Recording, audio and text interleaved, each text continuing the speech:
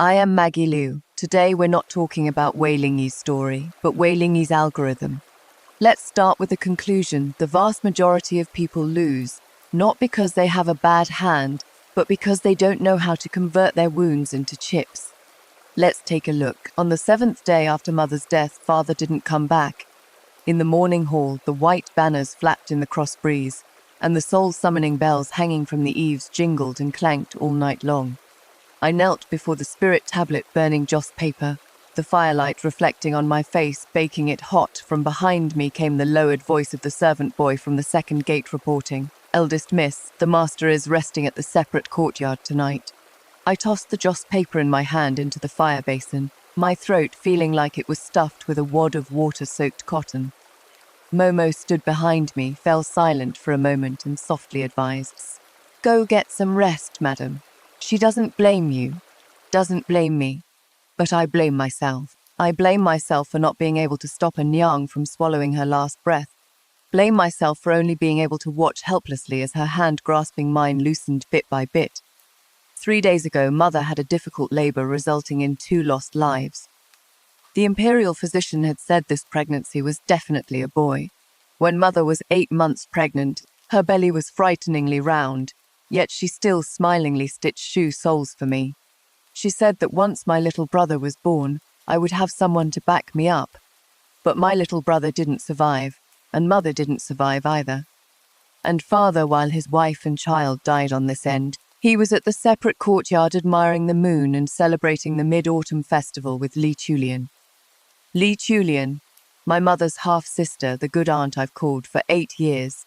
She came to our door every day to show deep sisterly love with my mother, but behind her back. As early as the 2nd year after my mother married into the Wei family, she climbed into my father's bed. 8 years ago, it was the 2nd year after my mother married in 8 years later. On the night my mother had a difficult labor, Li Chulian knelt outside the delivery room, crying and saying, "Sister, I really can't bear to lie to you anymore, brother-in-law, and I already had a daughter 8 years ago." My mother suffered a massive hemorrhage right then and there. The midwife's hands were soaked in bloody water, and the nanny's face went as white as a sheet of paper. Outside the door, I heard my mother's horse howling. That cry didn't sound human, but like a mother beast having her heart carved out alive. Right before she died, she grabbed my hand, her nails digging into my palm, tears mixing with sweat as they streamed down. "Lingyi, my little Lingyi." Her lips trembled, her eyes staring dead at the top of the bed canopy. "Who do I entrust you to? In this world, who else can I entrust you to?" I knelt before the bed, burying my face in her palm. That hand was bone-chillingly cold. "Mother, don't worry, your daughter will take good care of little brother." I heard my own voice, hoarse and hard like a blade freshly quenched from the furnace. A tear slipped from the corner of my mother's eye, and she slowly closed her eyes. Overnight, my mother was gone, my father was gone, and even the aunt who used to hover around me since I was little, always calling me Sweet Lingyi, had turned into a viper. I thought the worst pain in the world was the moment my mother breathed her last. Up until the 7th day of mourning, when Momo finally managed to ask around and get the news, standing in front of me with her lips trembling for a long while. "Speak," Miss Word came from concubine Lee's side, saying that in a few days the master is going to welcome her back to the mansion as the proper mistress. I knelt on the cushion and looked up. The candlelight in the morning hall flickered, lighting up Mother's memorial tablet on the offering table. The fresh paint on the tablet wasn't dry yet, and the ink bled into the wood grain. Written stroke by stroke tablet of the late wife, Lady Lee of the Wei family. Even after death, Mother had to share her surname, while the woman who killed her was about to grandly move in through these doors. Seeing me stay silent for a long time, Momo bowed and said, "Miss, this servant will go beg the old madam again. There is no need." I stood up and walked away from the cushion. Having knelt for too long, my knees were weak and I stumbled a bit when crossing the threshold. The winter draft poured into my collar, so cold that it felt like freezing air was seeping right out of my bones. "Go prepare the carriage." Momo froze. "Where is Miss going?" I went to the altar, took down Mother's memorial tablet, and held it in my arms. The wood pressed against my chest, hard and icy cold, like holding a broken bone. To the separate courtyard. The Wei family's separate courtyard is in the west of the city. a quiet 3-courtyard house nestled in a bustling area. When Dad bought this place for Li Chulian, it was exactly when Mother was pregnant with my little brother, suffering from such severe morning sickness she couldn't get out of bed. I held Mother's memorial tablet in the carriage, not crying once along the way. The street view outside the window turned from lively to deserted. The wanton stall owner packed up his stall, leaving only the empty street and scattered paper money on the ground. On the 7th day after her passing, every household in the city was burning Joss paper. I don't know if Mother is cold or hungry on the other side. I only know that the ones who killed her are going to pay for it tonight. The carriage stopped at the entrance of the separate courtyard. When the gatekeeping servant saw me, his eyes almost popped out. Eldest miss, step down. I walked inside. He subconsciously tried to stop me, but Momo glared at him. Eldest miss is here to see the master, and you dare to stop her. Do you have a death wish? The autumn wind swept up the fallen leaves on the ground. Deep in the courtyard it was brightly lit, and from afar came the sound of laughter and clinking glasses. I passed through the festooned gate, stepping on the blue stone path, walking very steadily with every step, the memorial tablet in my arms pressed against my arm, making it faintly numb. In the central hall, Father was sitting across from Li Chulian, eating crabs. The table was full of crab shells and half-empty wine pots. Li Chulian was wearing a red brocade jacket from my mother's dowry, with bright rouge applied to her lips, her eyes slightly slanting upward, and when she smiled there were fine flirtatious lines at the corners of her eyes. Wei Ju and Wei En sat on either side, one in pink, one in blue, delicately carved like a pair of porcelain dolls. 8 years ago it was the 2nd year after Mother married Father. That is to say, in the 2nd year after Father married Mother, Li Chulian gave birth to Wei Ju for him. This person, while her sister was still a newlywed and sweet as honey, had already climbed into her brother-in-law's bed. When I saw them, they saw me too. Li Chulian froze for a moment, then smiled. She still had that gentle and kind look, just like the countless times before when she came to in the mansion and I threw myself at her calling auntie. Sister Yu is here. She put down the crab meat in her hands and waved at me. It is cold outside. Hurry, come in and sit. I didn't move. She got up, walked over to me, bent down and touched my face. The crab oil on the pads of her fingers rubbed onto my cheek, greasy and cold. In a few days your father is going to welcome me back to be the main wife. From now on you should call me Mother. The corners of her eyes and brows were full of a smug smile. That smugness couldn't be hidden. It was so full it was about to overflow. Jouer, Anna, come here. She turned her head and called to her pair of children. Meet your big sister. Wei Ju curtsied to me, calling out big sister decently enough, but her eyes quietly sized me up with a trace of imperceptible defensiveness. Wei En timidly hid behind Li Chulian, refusing to come out. Li Chulian patted his head, then looked at me and playfully chided. It is Sister Yu's first time meeting her younger brother and sister, so she definitely didn't bring any greeting gifts. It is no big deal, just make sure to make up for it when we get back to the manor. Even though she has no mother to teach her, our Sister Yu is the most sensible and won't let people make a joke of her. No mother to teach her. These words were enunciated so lightly and softly, like a piece of candy held on the tip of the tongue, sweetly delivered right into my ears. I lifted my head and smiled at her. Yin-yang, my voice was very light. Come a little closer, I have a white jade hairpin for you. She was stunned for a moment, probably not expecting me to be so sensible. The surprise on her face flashed by immediately turning into a smile. She bent down, leaning her neck close to my sleeve cuff without any guard. I gripped the dagger in my sleeve. The blade pressed against my palm, ice cold, way sticky before coming here. I spent a whole afternoon repeatedly grinding it on the whetstone. When my fingertip touched it, the sharp edge bit into the flesh, drawing a fine, tiny bead of blood. Take it. She looked down. Where is the hairpin?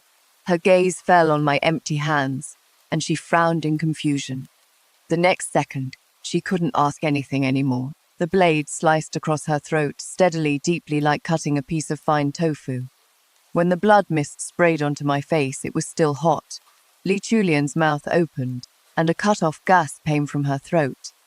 She staggered back 2 steps, blood spurting outward from her neck like a fountain. her pupils suddenly dilating under the lamplight. She reached out to cover her neck, but the bleeding wouldn't stop, bubbling out from between her fingers. As she fell down, she knocked over the table full of crab shells and porcelain plates behind her, crashing and shattering all over the floor. Wei screamed and threw herself forward. Mother, Wei collapsed on the ground in terror, unable to cry out loud, shaking all over like a sieve. Father froze in place, the wine cup slipping from his fingers and rolling a few times on the ground. He didn't seem to realize what had happened yet, his eyes just slowly shifting toward me, his gaze going from blank to disbelief and then to madness. I stood up straight, took out the handkerchief from my sleeve, and slowly wiped the blood off the blade. That handkerchief was left to me by my mother, with a tiny white peony embroidered on the corner. As the blood seeped into it, it dyed the petals a crimson red. Make sure to enjoy the welcome gift your big sister brought for you. I smiled, my gaze sweeping from Weiju to Weian. The two children were crying in a huddle. Weiju was hugging Li Chulian's corpse, tightly glaring at me, the hatred in her eyes like poison. Dad, she screamed hoarsely. Dad won't let you off. He'll make you pay for my mum's life. No, he won't. I wiped the blood off my face, folded the red-stained handkerchief, and stuffed it back into my sleeve. Then I bent down and picked up my mother's memorial tablet from the floor. I had placed it by my feet when I made my move just now. Once I was holding it securely, I straightened up and looked at my father. The Wei family's daughter charged into the villa with a knife on the 7th day of mourning and killed her father's concubine. I said word by word, "If word gets out, can you still keep your government post, Dad?" The muscles on my father's face twitched hard. I know this man way too well. He could betray his first wife for Li Chulian and throw all decency and morals out the window just to have a good time. But he just had to care about his official title the most. The pristine reputation of the Wei family is the ladder he uses to climb to the top. If the ladder breaks, he'll fall harder than anyone else. He forcefully covered up the incident at the villa. That night he had his trusted men lock down the house and called the servants in the annex over one by one for questioning, keeping at it on and off until dawn. I don't know what he did with those people. I just know that after that, no one ever saw the maids and serving boys who used to wait on Li Chulian again. Li Chulian's body was hastily wrapped up and carried out through the side door before daybreak. Nobody knows where she was buried. Before the first 7 days were even over, she became an unclaimed, lonely ghost in the mass grave. As for me, I was locked in the woodshed behind the ancestral hall. The woodshed was gloomy and cold, drafty on all sides, without even a bundle of hay on the ground. I sat in the corner hugging a Nyang's memorial tablet, freezing numb from the knees down. A corner of the Illegitimate couplet written on the white funeral banner was ripped open by the wind, which poured in through the crack in the door, icy cold and smelling of paper ashes. Early in the morning on the 3rd day, my father pushed the door open and came in. His eyes were bloodshot, holding a knife in his hand. The morning light squeezed through the crack in the door, and a thin layer of cold light gleamed on the blade. "You are so young, yet so vicious." He stood at the door, his voice as hoarse as sandpaper scraping across a wooden board. "Go die." The tip of the knife pressed against my throat. An icy cold point. I saw the tip of the knife trembling slightly. His hand was shaking, but there was no hesitation in his eyes. At that moment, I suddenly understood. He really wanted me dead. For the woman he held dear to his heart, he could kill his own biological daughter with his own hands. "Do it." I looked up at him, neither hiding nor dodging, my voice calm. "Kill me. On this day next year, Mom will be waiting for you on the road to the underworld." Father's hand trembled violently. The tip of the knife sliced a thin line across my skin, and beads of blood rolled down my neck. But ultimately, he didn't push it forward another half an inch. He was shaking, not his hand, it was his whole body, from his shoulders to his back, to those bloodshot eyeballs. Right at this moment, a flurry of hurried footsteps came from outside the door. "Master," the butler's voice was tinged with panic. "People from Pingyuan Marquis Manor are here." The old madam brought people and forced her way in. The knife in father's hand fell to the ground, making a crisp sound. His pupils contracted sharply. What he feared wasn't the old madam, but Pingyuan Marquis Manor. It was my maternal grandparents' family. It was mother's home. The old madam had an argument with grandmother in the backyard. Curses and wails pierced through several courtyards and reached the woodshed. I heard it intermittently, only catching a few key sentences. My daughter died in your Wei family. Her bones are not yet cold, and you even want to torment my granddaughter to death. The marriage contract is still here, the dignity of my old Pingyuan, Marquis Manor, your Wei family humiliating my granddaughter like this. Are you trying to tear away all pretenses? In the end, it was my aunt who brought people over and found me. She was a round-faced woman with shallow dimples on her cheeks when she smiled, and anyone who saw her would call her kind. But today, her face was as cold as the cutting blizzards of the northern frontier. She shoved open the woodshed door and saw me curled up in the corner, my face still covered in bloody streaks and a knife wound on my neck still oozing blood. Her eyes instantly turned red. Lingyi bent down, took off the rabbit fur-trimmed cloak she was wearing, and wrapped it around me. As the warmth covered me from head to toe, I couldn't help but let out a pathetic shiver. She hugged me tightly and lowered her voice. Auntie is late. I finally started crying, not bawling, not choking up, just tears spilling out one by one. All the hurt and hate I'd bottled up for so many days at this moment was like a flood breaking through a dam. My aunt wiped my tears, then touched the memorial tablet I was clutching tightly in my arms, her eyes growing even redder. She stood up, faced my father who had hurried over, and said coldly, I am taking Lingyi with me. And I am taking him to the Marquis Manor to raise. From today on, no one from the Pingyuan Marquis Manor is allowed to step a single inch over the Wei family's threshold. This is Wei family business. Father roared, you are just an outsider. An outsider. My aunt sneered, shaking a dowry list out from her sleeve. Wei Rohai, this is the dowry list my sister-in-law brought with her when she married into your Wei family. 6 farmsteads, 12 shops and countless gold and silver trinkets. Today I am going to inventory them one by one, not a fraction less, and carry everything back to the Pingyuan Marquis Manor. Father's face instantly turned livid. My aunt raised her voice and ordered open the storehouse and inventory against the list. If a single item is missing, we'll report it to the Jingzhou magistrate. The people she brought were all old servants of the Marquis Manor, working fast and ruthlessly. The storehouse doors were pried open, and trunks were carried into the courtyard and opened. Jewelry, land deeds, and documents were all checked one by one against the dowry list. The momos in the courtyard didn't dare to breathe a word. Grandmother stood under the veranda with a livid face, opening her mouth a few times but ultimately saying nothing. 2 hours later, I finally sat in my aunt's carriage, holding my little brother. Still in swaddling clothes, my brother was tired from crying, with tear stains still on his face, curled up in my arms and sleeping soundly. Father's roar came from the main hall. Take it away, take it all away. It is not like I only have this one son. Get out, all of you. Get the hell out. Through the crack in the carriage window, I saw my father standing in the doorway, his face full of rage. But those eyes that had spent half a lifetime navigating officialdom when they looked at me, hid a hint of fear deep down that he probably didn't even realize himself. He was afraid of me.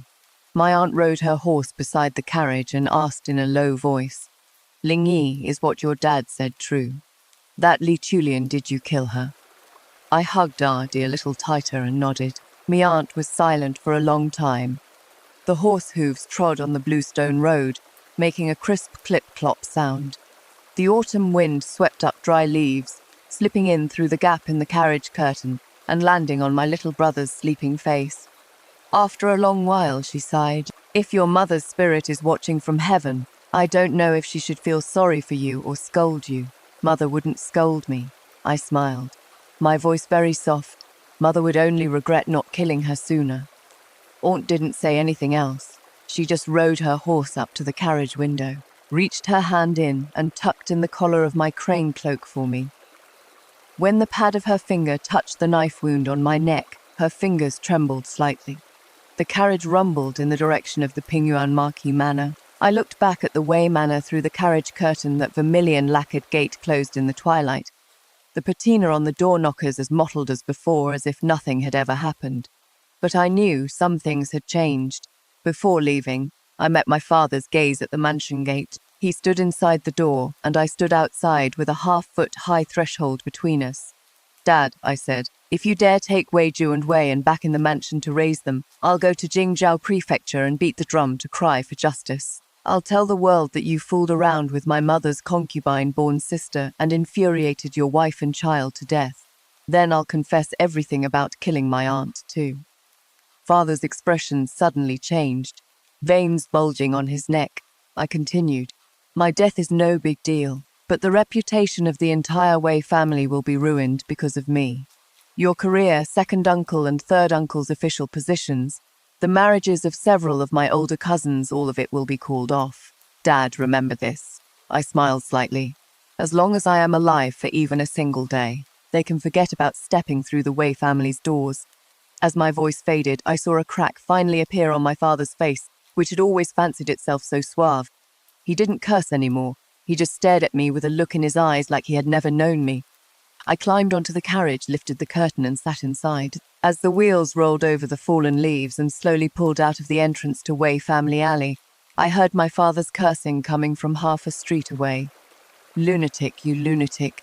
I leaned against the carriage wall and closed my eyes. The carriage bumped and swayed as it drove toward the Pingyuan Marquis Manor, my little brother making faint breathing sounds in my arms. I buried my face in his soft little swaddle, smelling the scent of milk mixed with medicinal herbs, and finally fell into a deep sleep. Before my mind slipped into darkness, there was only one last thought left in my head. Mom, we made it out. As for the revenge from now on, your daughter will settle the scores for you, one by one. Life in the Pingyuan Marquis Manor is so much better than in the Wei family. My aunt cleared out the courtyard my mother lived in before she got married, and gave it to me. That courtyard is called Xing Pavilion, and the plaque was inscribed by my grandfather himself back in the day. The courtyard isn't big, but it is kept extremely clean, with a few clumps of green bamboo under the window and an old plum tree in the corner. Pushing open the back window, you can see the small lotus pond in the back garden of the Marquis Manor. I moved in with my little brother and nanny, and my aunt assigned 2 reliable maids to wait on us. I thought I had finally settled down in the Marquis Manor, but after just a few days I got a taste of how things really were. Everyone in the manor was perfectly polite and attentive to me, but also distant and aloof, treating me more like a guest, especially the people from second aunt's household. Whenever we bumped into each other while paying our daily morning and evening respects, they would always subtly take a jab at me, saying, the young miss of the Wei family isn't a legitimate daughter of our Marquis Manor after all. When these words reached my ears, I just pretended not to hear them. But my aunt wasn't the kind of person who could just swallow her anger. One night, she brought the account books to my room and spread them open to go over them with me. Lingyi, Auntie has kept every single penny of your mother's dowry safe for you. As for these estates and shops, how much they've produced, and where the money was spent over the years starting today, you need to learn to look over all of it. Auntie pushed the account books in front of me and added, you are the granddaughter of the Marquis Manor, not the daughter of that good-for-nothing father of yours. You have to live here with your head held high. But I couldn't feel at ease staying here, not because of second auntie's nagging, but because I knew the hurdle in the palace hadn't been crossed yet. After my mother passed away, the position of study companion to Princess Ningzhao opened up. Princess Ningzhao was born to the late Empress. She has been arrogant and spoiled since childhood, and is notoriously hard to please. Several ministers' daughters had already entered the palace to be her study companion, only to be tormented so badly they came running back in tears. Miss Li from the minister's manor lasted half a month, and came out looking visibly thinner. Rumor has it that because she failed to style the princess's hair exactly as requested, she was punished to kneel in the corridor all night in the freezing rain, leaving her with a lingering illness. Miss Sunday, the granddaughter of the Imperial Academy's chancellor, had it even worse just for answering a question about the classics wrong in class. The princess smashed an inkstone against her brow bone, nearly blinding her in one eye. One study companion after another cried and quit the job. And now it was my grandfather's family's turn to send someone. Auntie's heart ached for her own daughter, so naturally she couldn't bear to let her go. I took my cousin's place to enter the palace, and both sides were perfectly willing. The night before I left, my aunt quietly came into my room and stuffed a gold bracelet into the palm of my hand. The palace isn't like home, she said in a low voice. Endurance is above all else. If you really can't stand it, just take a look inside the hidden compartment of the bracelet. There is the mark of our Marquis Manor. At the very least, your grandfather is the Marquis of Pingyuan. The next day, before dawn, the palace sent a carriage to pick me up. My cousin saw me off with red eyes, and my second aunt, in a rare moment of not stirring up trouble, simply stood under the corridor, watching from afar as the carriage drove out of the gates of the Marquis Manor. I sat in the carriage leaning against the wall, closing my eyes to rest. I clutched the gold bracelet my aunt gave me in my hand, the bracelet warmed by my body heat. Momo sat opposite me, looking worried, and said, "Miss, the princess is hard to serve. Once you enter the palace, you have to—" "I know." I interrupted her and opened my eyes. "What I'll be serving isn't her, it is her temper." Momo was stunned. The carriage rumbled into the palace gate. The towering vermilion walls were so high they blotted out the sky and the sun, and the golden glazed tiles gleamed with a chilling light under the cold autumn sunlight. The flying eaves of the corner towers tilted upward like an unsheathed sword. I lifted the carriage curtain to take a look, then let it back down. "Wei Lingyi, starting today, you are the princess's study companion. You are the new study companion." The main hall of Yongle Palace was dead silent. Princess Ningzhao sat upright on the raised seat, looking down and sizing me up. She wore an apricot yellow palace dress with a pure gold necklace around her neck. She had a gorgeous face, and her features looked about 50 or 60% like the late Empress. But as soon as her gaze landed on someone, it gave off a mean vibe. Behind her was a 12-panel floor screen depicting carps leaping over the Dragon Gate. The palace maids standing by on both sides kept their heads down, not daring to breathe out loud. The floor tiles were wiped so shiny you could see your reflection in them.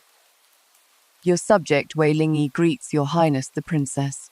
I paid my respects according to the rules, kneeling perfectly straight. Ningzhao propped up her chin and looked at me for a while, then suddenly frowned.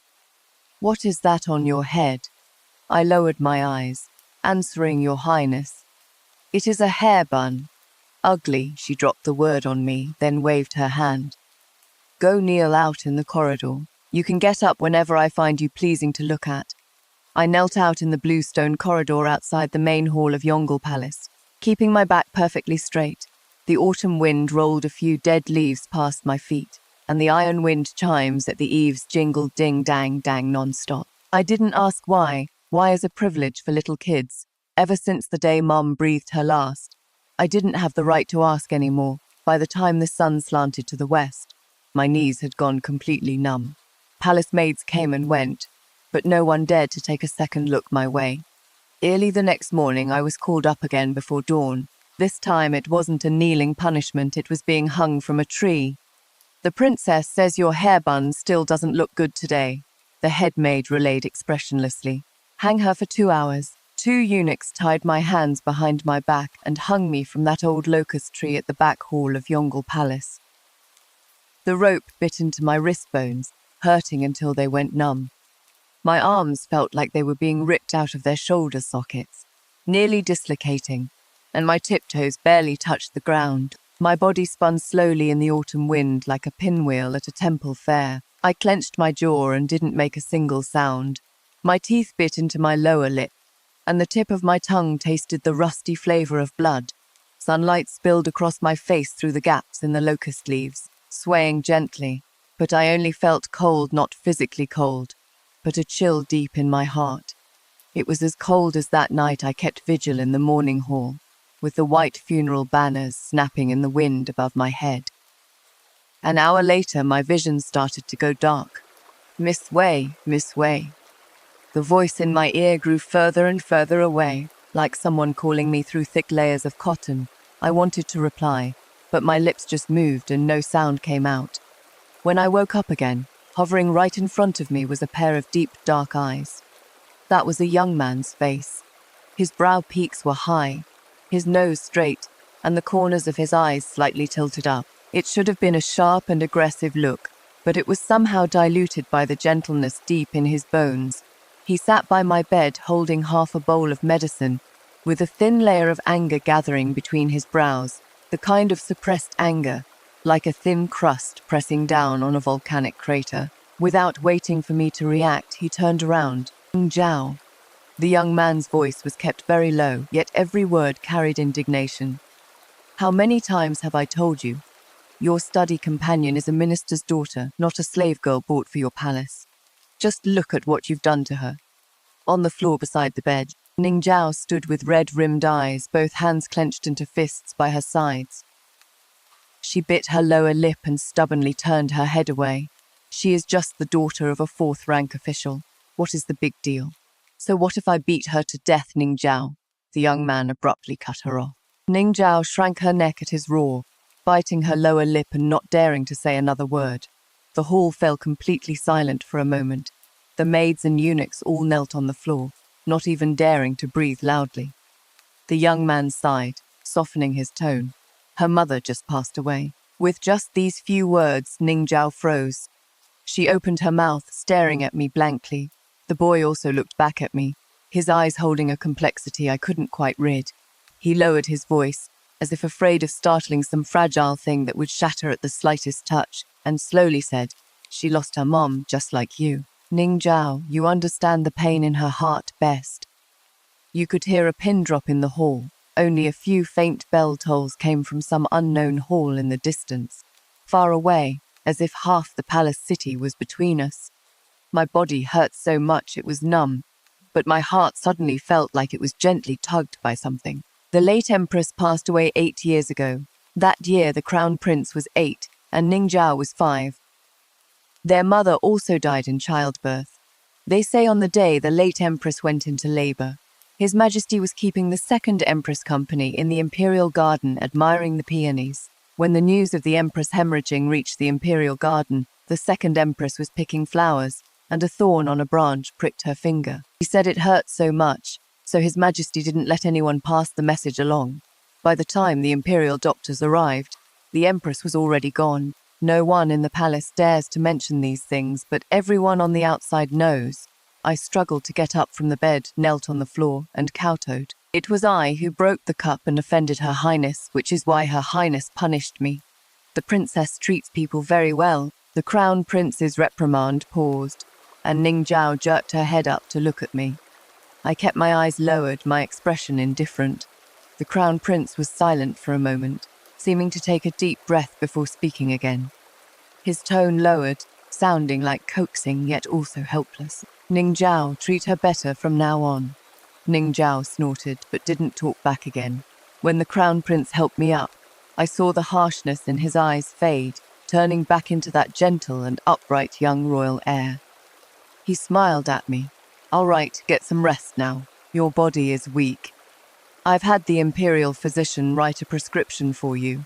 A Zhao is just a bit unruly, her nature isn't bad. Don't hold it against her." I bowed respectfully. "Your Highness treats me very well." As he went out the door, I saw Ning Zhao standing in place, biting her lower lip, giving me a complicated look. That phrase, "she lost her mother just like you did," seemed to pierce through her hard shell, revealing a trace of bewilderment underneath that even she herself might not have noticed. She turned and chased out after the Crown Prince, her skirt sweeping across the threshold. I lay back on the bed, staring at the embroidered bat and auspicious cloud patterns on the bed canopy, the corners of my mouth slowly curving into a smile. From that day on, Ning Zhao treated me much more kindly. Of course, this kindness was only relative. She would still lose her temper, complain that I combed hair too slowly, complain that I walked too heavily, and complain that my posture when grinding ink wasn't as pretty as her previous study companions. But those real torments never appeared again. I started following her to the schoolroom every day. Ning Zhao is His Majesty's favorite daughter. She received the special privilege to study together with the princes. The court ministers had quite a few complaints about this, but they couldn't argue with His Majesty, saying, "As long as my Zhao is happy," so no one dared to say another word. Lord Li, the Grand Tutor, was a veteran minister of 3 reigns who got called back after retiring. His hair and beard were all white, and his temper was as stubborn as a rock. When he lectured on the classics, he didn't like looking at those precious, pampered princes and princesses down below. He just kept to himself and bobbed his head around, as if the students in front of him were all just dead wood. Ning Zhao didn't like listening to this stuff. During policy essay class, she'd lie on the desk and make me do the writing for her. During classics class, she'd have me sit next to her and take notes for her. She knew I wrote fast, and she also knew my essays had been privately praised by the Grand Tutor. Her exact words went like this: You write better than me anyway. If you write it for me, the Grand Tutor will be happy. Imperial Father will be happy. I get to relax, and it makes things easier for everyone. So I wrote it for her. I was her study companion, so writing for her was my duty. But the essays I wrote for her gradually went from passable to excellent. The Grand Tutor's comments got longer and longer, from just a few words at first to full pages of red ink later. Grand Tutor Li even called Ning Zhao over in person, stroking his long beard as he praised. Your Highness the Princess has made great progress in your policy essays. This old minister is very pleased. This essay quotes the classics and has real substance. It is clear the princess has been working hard lately. Ning Zhao triumphantly accepted the praise, came back and said to me, Wei Lingyi, you've got some skills. I lowered my eyes and smiled. It is because your Highness is willing to give me a chance. When it came to my own essays, I deliberately hid my edge. I used more mediocre words and made my arguments more bland. When handed in, the Grand Tutor took one look and tossed it aside, too lazy to even write a comment. Ning Zhao was even happier. What she feared was me being better than her. She happily took the essay I wrote to show off in front of the Emperor.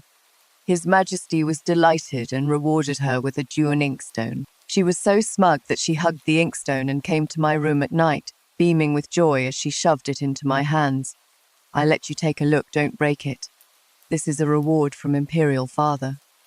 I held that inkstone, the cold stone feeling heavy in my palms, reflecting the lamplight. The stone veins looked exactly like the ridges of the Qinchuan Mountains. I knew that my relationship with Ning Zhao had already changed. She needed me, compared to those submissive servants who only knew how to say, please calm down, Your Highness. I was more capable of getting things done, compared to those pedantic scholars who only knew how to write the princess's virtue matches heaven and earth. I wrote excellent essays. Of course, just writing essays for her wasn't enough. I wanted it so that when she encountered a major issue, the first person she thought of by her side was me. The opportunity came very soon. At the Steppe Empress's birthday banquet, Ning Zhao got into an argument with the 7th princess, who was born to the Steppe Empress. The 7th princess had long resented Ning Zhao for monopolizing His Majesty's favor, and relying on the fact that the current empress was her biological mother, she actually reached out and pushed Ning Zhao into the lotus pond in the imperial garden right in front of a hall full of guests. The pond wasn't deep, but it was exactly October. The water was bone-chillingly cold, and the mud was thick enough to reach the knees. Ning Zhao flailed in the water, choking so hard she couldn't make a sound, and the palace maids and eunuchs by the pond all panicked. But the 7th princess stood at the head of the bridge with her hands on her hips, sneered, and raised her voice to order the crowd. No one is allowed to save her. Do you think your mother is still the empress? Your mother is dead.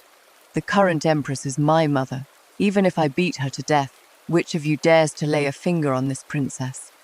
Behind her stood several burly old maids from the Steppe Empress's palace. Their gazes bore down in all directions, and those young eunuchs who were originally itching to make a move all shrank their necks and backed away. When I rushed to the edge of the pond, this was the scene I saw. The 7th princess was throwing her weight around on the bridge. The crowd of palace servants kept their heads down in silence, and Ning Zhao's struggles were getting weaker and weaker. Summoner tugged at my sleeve from the side and whispered, Miss Wei, don't go, the 7th princess will beat me to death. I am long past being that little girl whose father choked her by the neck and told her to go die. I shook my sleeve free and jumped in. The October water was so cold it felt like thousands of tiny needles jabbing into my flesh. Ning Zhao was scared out of her mind. The second she saw someone coming, she clung onto me like an octopus, shoving me down into the water. The mud at the bottom of the pool was as soft as a swamp. My foot got stuck and I couldn't pull it out no matter what. Held down, I choked on several huge mouthfuls of cold water. The chill flooded my lungs, and my chest felt suffocatingly tight, like a heavy rock was pressing on it. I pushed her up to the surface with all my might, but she kicked me right in the head, stomping me down to the bottom of the pool. The back of my head slammed into a sharp rock on the pool wall. My vision went black, and right after, I heard a flurry of rushed footsteps on the shore. The crown prince was here. Ning Yu carried Ning Zhao away. His Majesty was furious. I slumped over the edge of the pool, completely soaked. My hair was plastered to my face, dripping water. Just as I was about to climb up by myself, I suddenly heard a voice. "Miss Wei." A hand reached out in front of me. It was fair and slender with distinct knuckles, and there was a thin layer of calluses on the fingertips worn from holding a brush year-round. A drop of water slid down his fingertip and dripped onto the back of my hand. I looked up against the light and saw that Crown Prince Ningyu had come back. He was half crouching on the stone steps, his gaze fixed on the back of my head, his brows knitted tightly together. "You are bleeding." Without waiting for my reaction, he bent down and, completely ignoring the filthy pond water, pulled me straight out of the waist-deep water. My left arm had fractured from hitting a rock. The pain made me gasp as he lifted me up, my face turning deathly pale. His expression darkened and he turned around, snapping sternly, "Where is the imperial physician?" That was my first time seeing him get mad, not the helpless frustration of wishing someone would do better, like when he reprimanded Ning Zhao, but genuine anger squeezed out through his teeth. The imposing aura of the Crown Prince flared out from him in an instant, and the wind pressed the fallen leaves on the ground down so hard they couldn't even rise. He was completely soaked too, water dripping down his jaw, but his back was perfectly straight. When the imperial physician set my bone, I was in so much pain that my forehead was covered in cold sweat, but I gritted my teeth and didn't make a sound. Ningyu stood silently to the side, not leaving. It wasn't until the physician left that he brought over a bowl of medicine, sat by the bed, stirred it with a silver spoon, and only handed it over after making sure it wasn't too hot. "Miss Wei." His voice had returned to its usual gentleness, as if the cold and stern youth who had just slapped the 7th princess across the face in the imperial garden was just my imagination. "Thank you for what happened today. You saved a Zhao, and my imperial father will reward your Wei family. If there really is a reward." I propped myself up and looked at him. "Could it be given to my little brother?" His hand holding the medicine paused, and his gaze fell on my face. I said bitterly, "To tell you the truth, Your Highness, my father has an illegitimate son on the outside. After my mother died, I took my younger brother to live at the Pingyuan Marquis Manor, under my aunt's care. My brother is still young, and although my aunt looks after him, he is on my mind day and night." As I finished speaking, my tears rolled down at just the right moment. It wasn't a wail, just a silent flow, a skill tempered by years of endurance. Ever since my mother died, tears have been my tool, not to vent my grief, but to leverage as bargaining chips. I kept my head down, letting my tears hit the quilt drop by drop. My brother and I are each other's only family left in this world. I worry about him while I am in the palace. If His Majesty can truly grant a reward, I hope he can bestow some grace upon my brother, just so my uncle and aunt might value him a bit more. Ningyu didn't speak for a long time. When I raised my head, I realized the rims of his eyes had also gone red. This young man, usually so proper and jade-like, gentle yet aloof, now wore an obvious layer of bitterness on his face. He is only 14 this year. The year the late Empress passed away, he was also only 8, the same age as me, Miss Wei Lingyi. His voice dropped low. He pursed his lips as if deliberating for a long time. "May I call you that?" My eyelashes fluttered, and I stared at him blankly. He picked up the bowl of medicine, which had already gone a bit cold, and handed it back to me with a smile.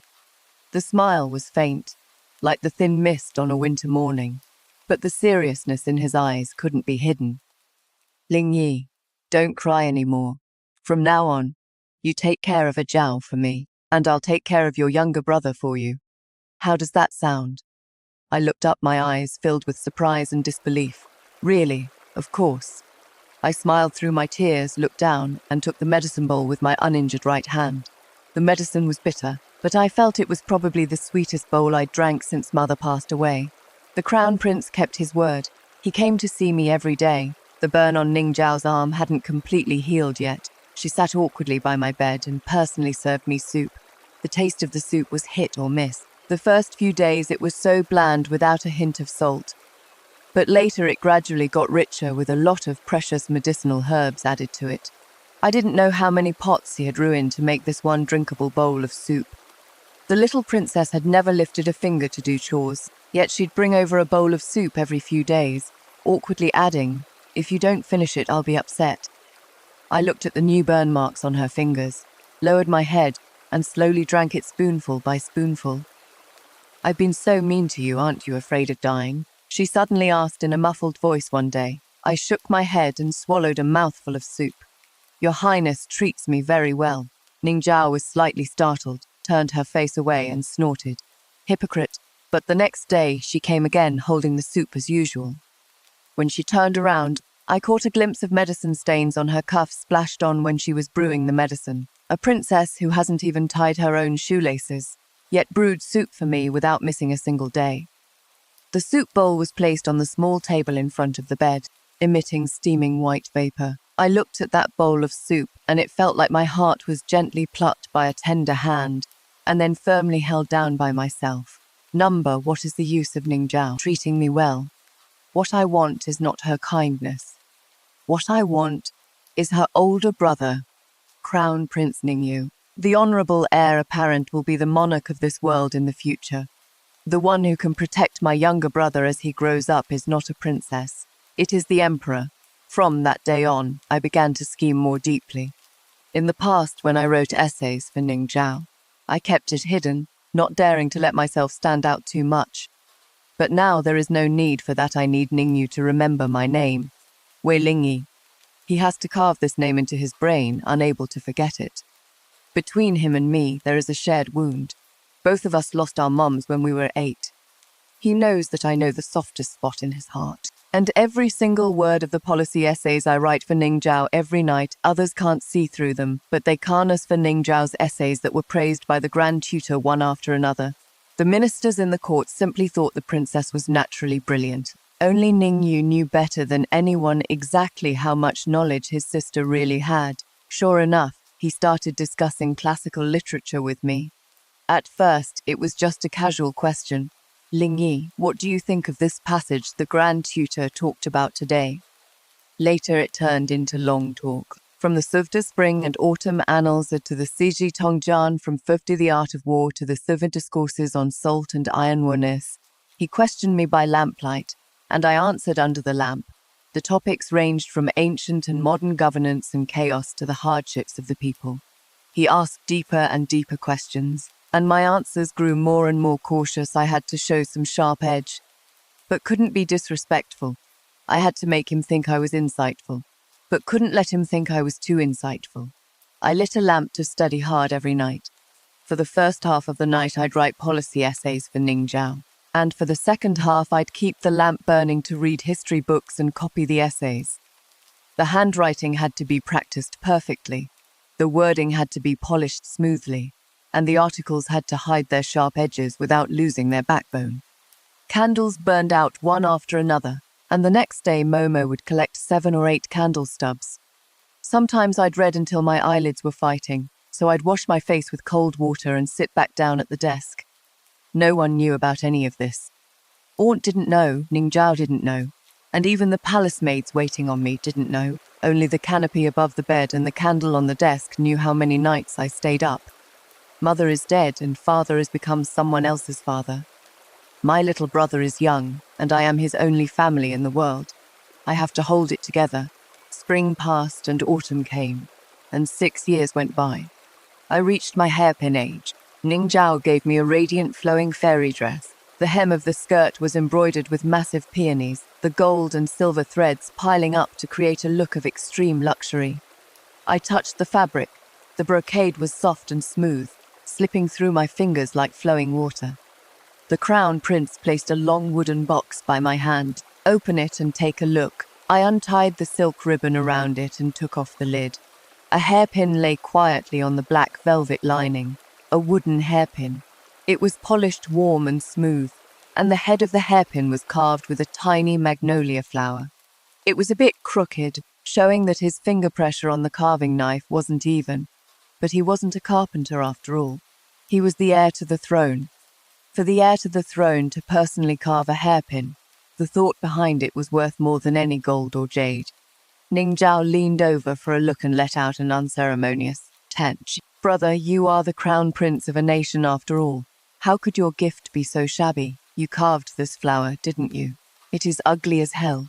I held the wooden hairpin, my fingertips touching a small spot on the edge of the petal that had been repeatedly sanded down. He had probably messed up the carving but couldn't bear to throw it away, so he fixed it up little by little.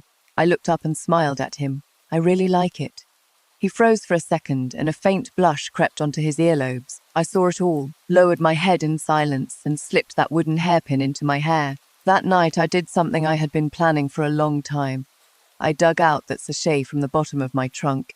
It took me exactly 3 whole months to sew it, the silver-red satin embroidered with twin lotus flowers on one stem, every petal meticulously stitched under the lamplight. The stitches so dense you could barely see the seams.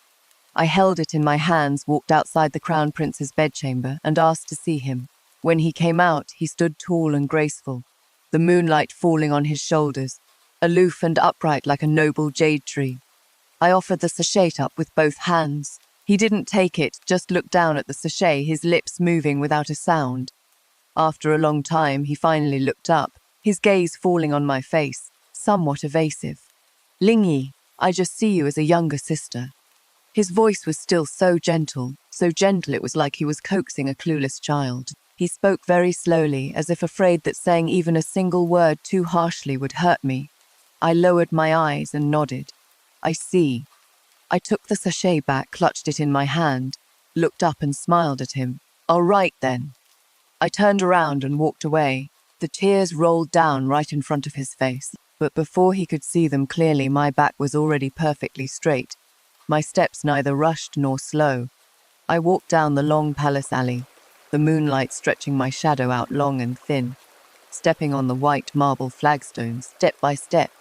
I won't cry. I can't cry. I chose this path myself, and I'll finish it even if it means crawling on my knees. When we met again the next day, he was avoiding me. During the meal, he sat on Ning Zhao's left side. Normally I sit on Ning Zhao's right, so we'd perfectly face each other's profiles. But today he buried his face in his bowl and didn't look up at me once from start to finish. I kept my composure and treated him exactly as usual. "Your Highness, I remember you like this crab roe lion's head meatball."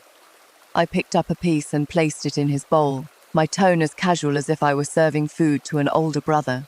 His face stiffened, and his chopsticks froze in mid-air, not knowing whether to respond or not. Ning Zhao looked at him, then at me, and frowned. "Brother, what are you doing?"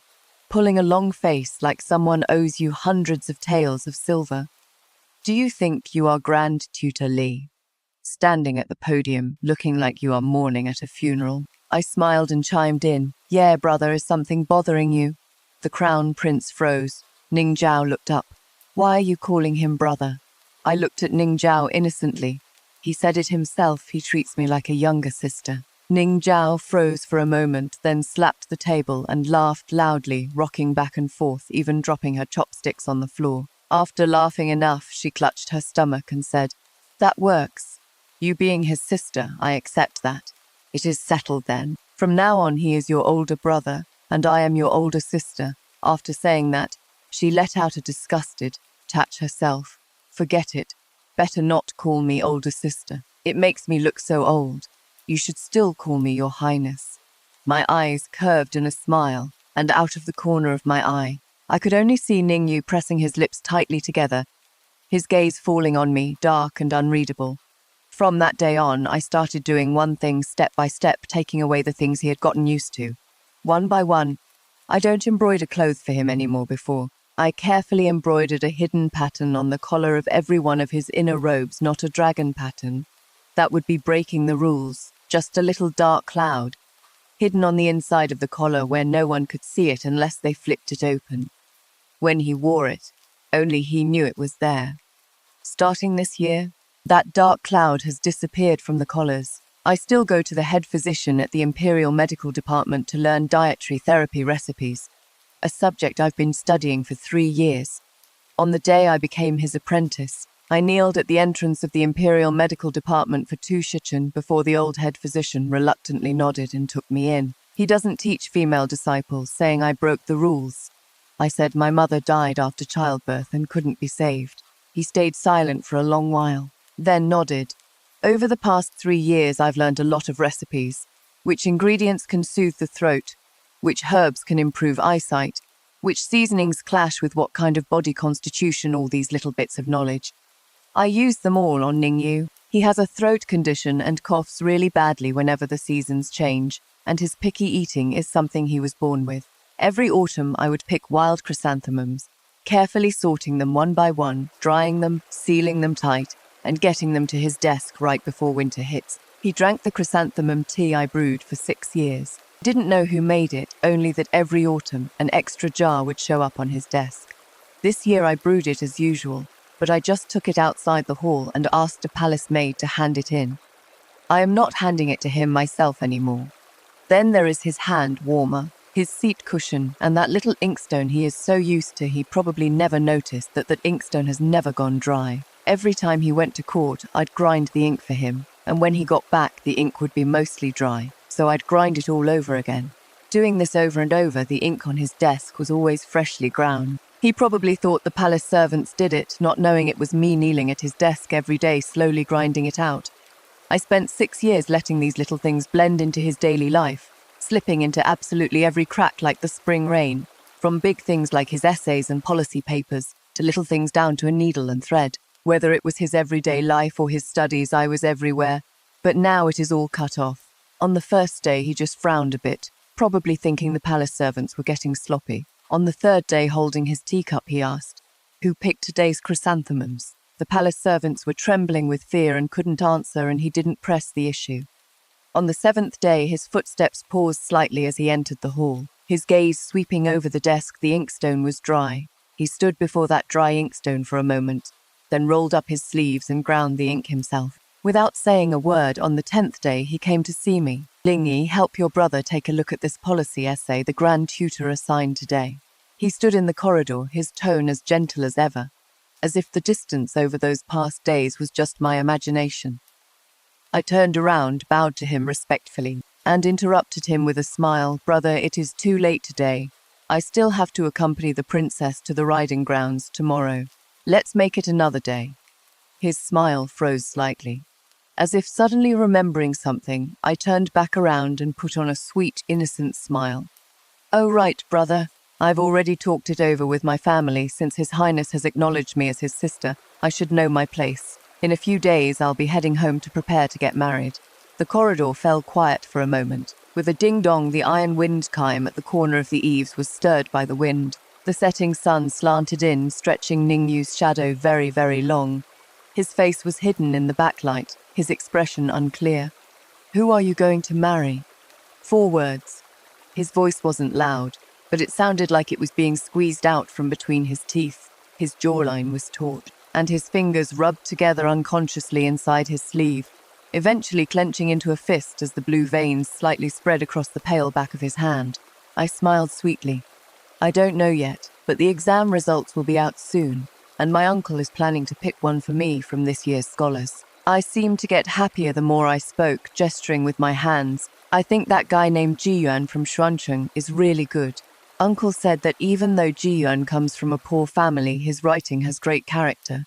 I wasn't willing at first until I read his essay. I asked him, "Brother, do you know how beautiful Jiyuan's handwriting is?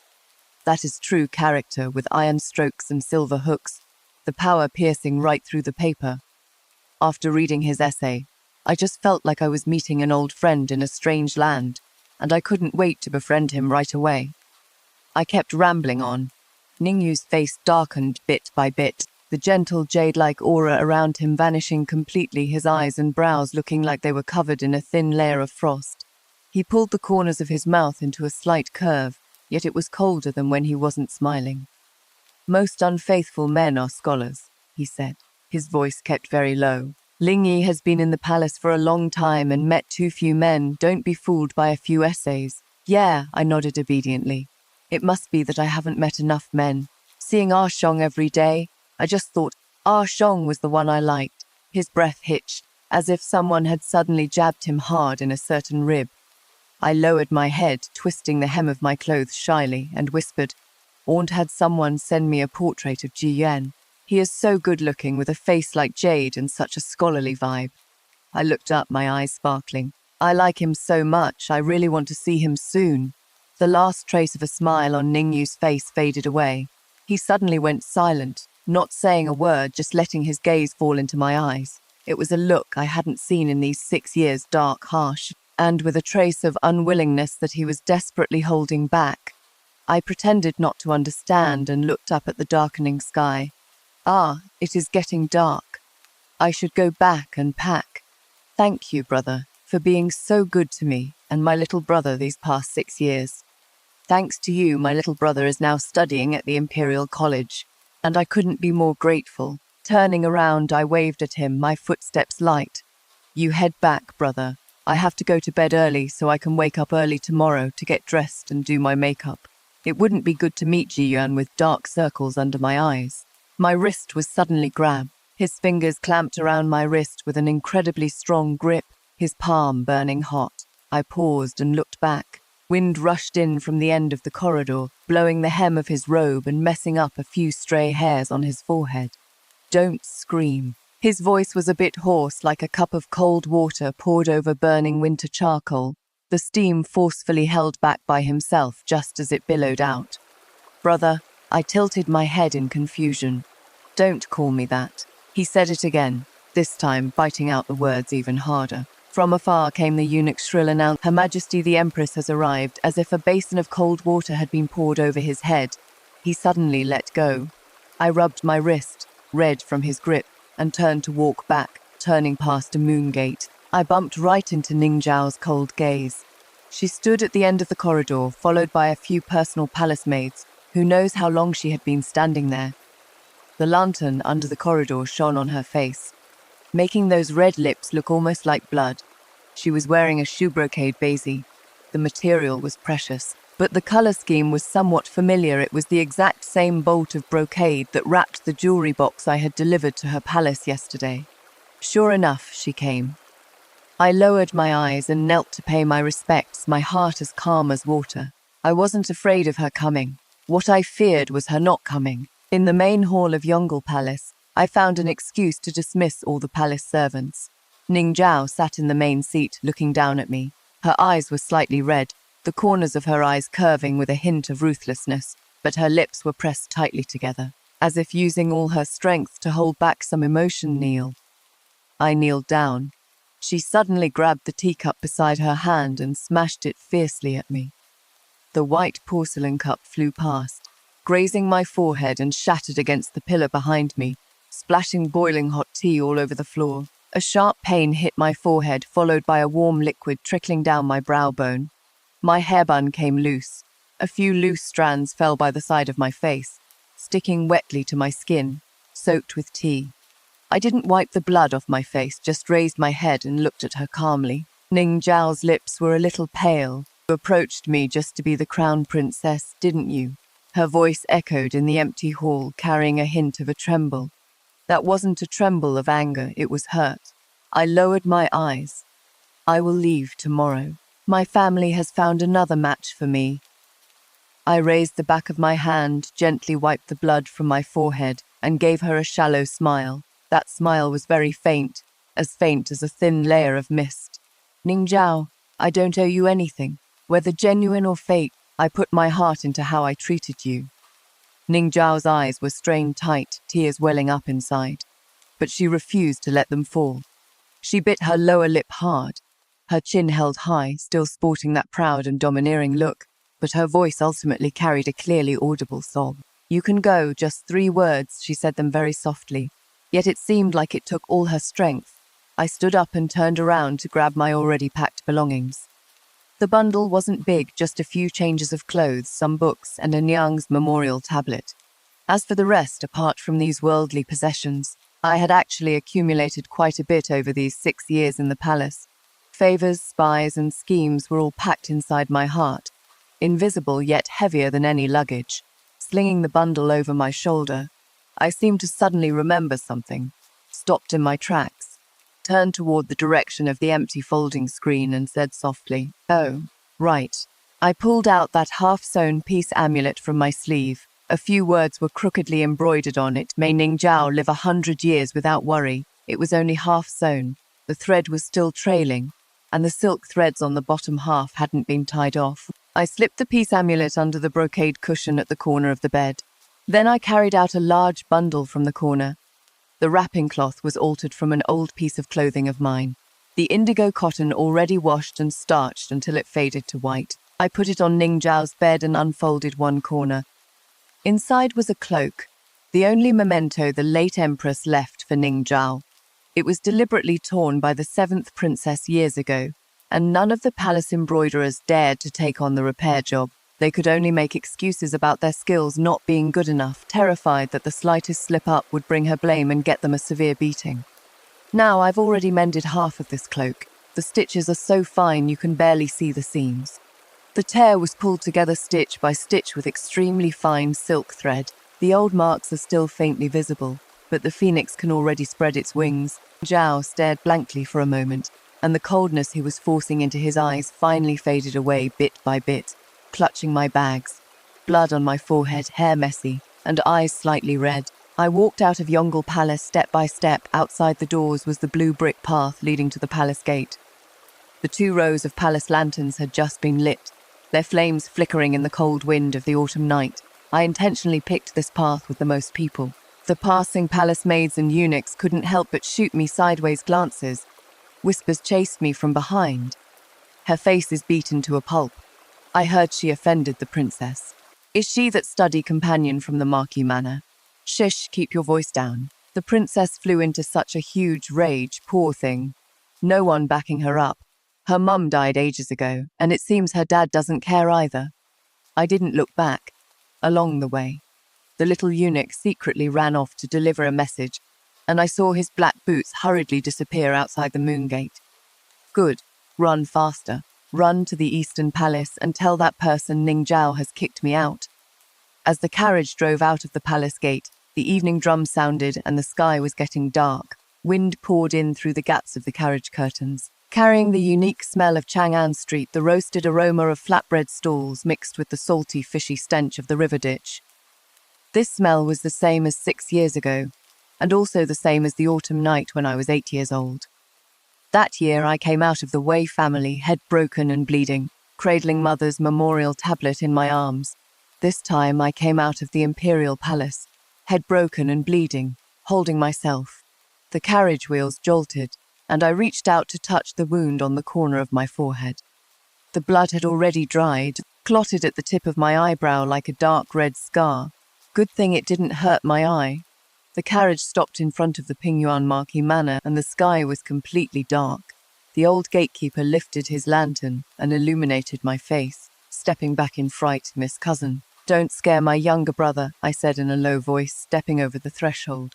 When my aunt rushed over after hearing the news, I had already washed my face, changed into an old everyday dress, and was sitting under the lamp with ointment on my forehead, sewing ear flaps for my little brother's hat. My brother was leaning against the table eating sweet steamed milk pudding, his little face flushed red with a ring of milk around his mouth.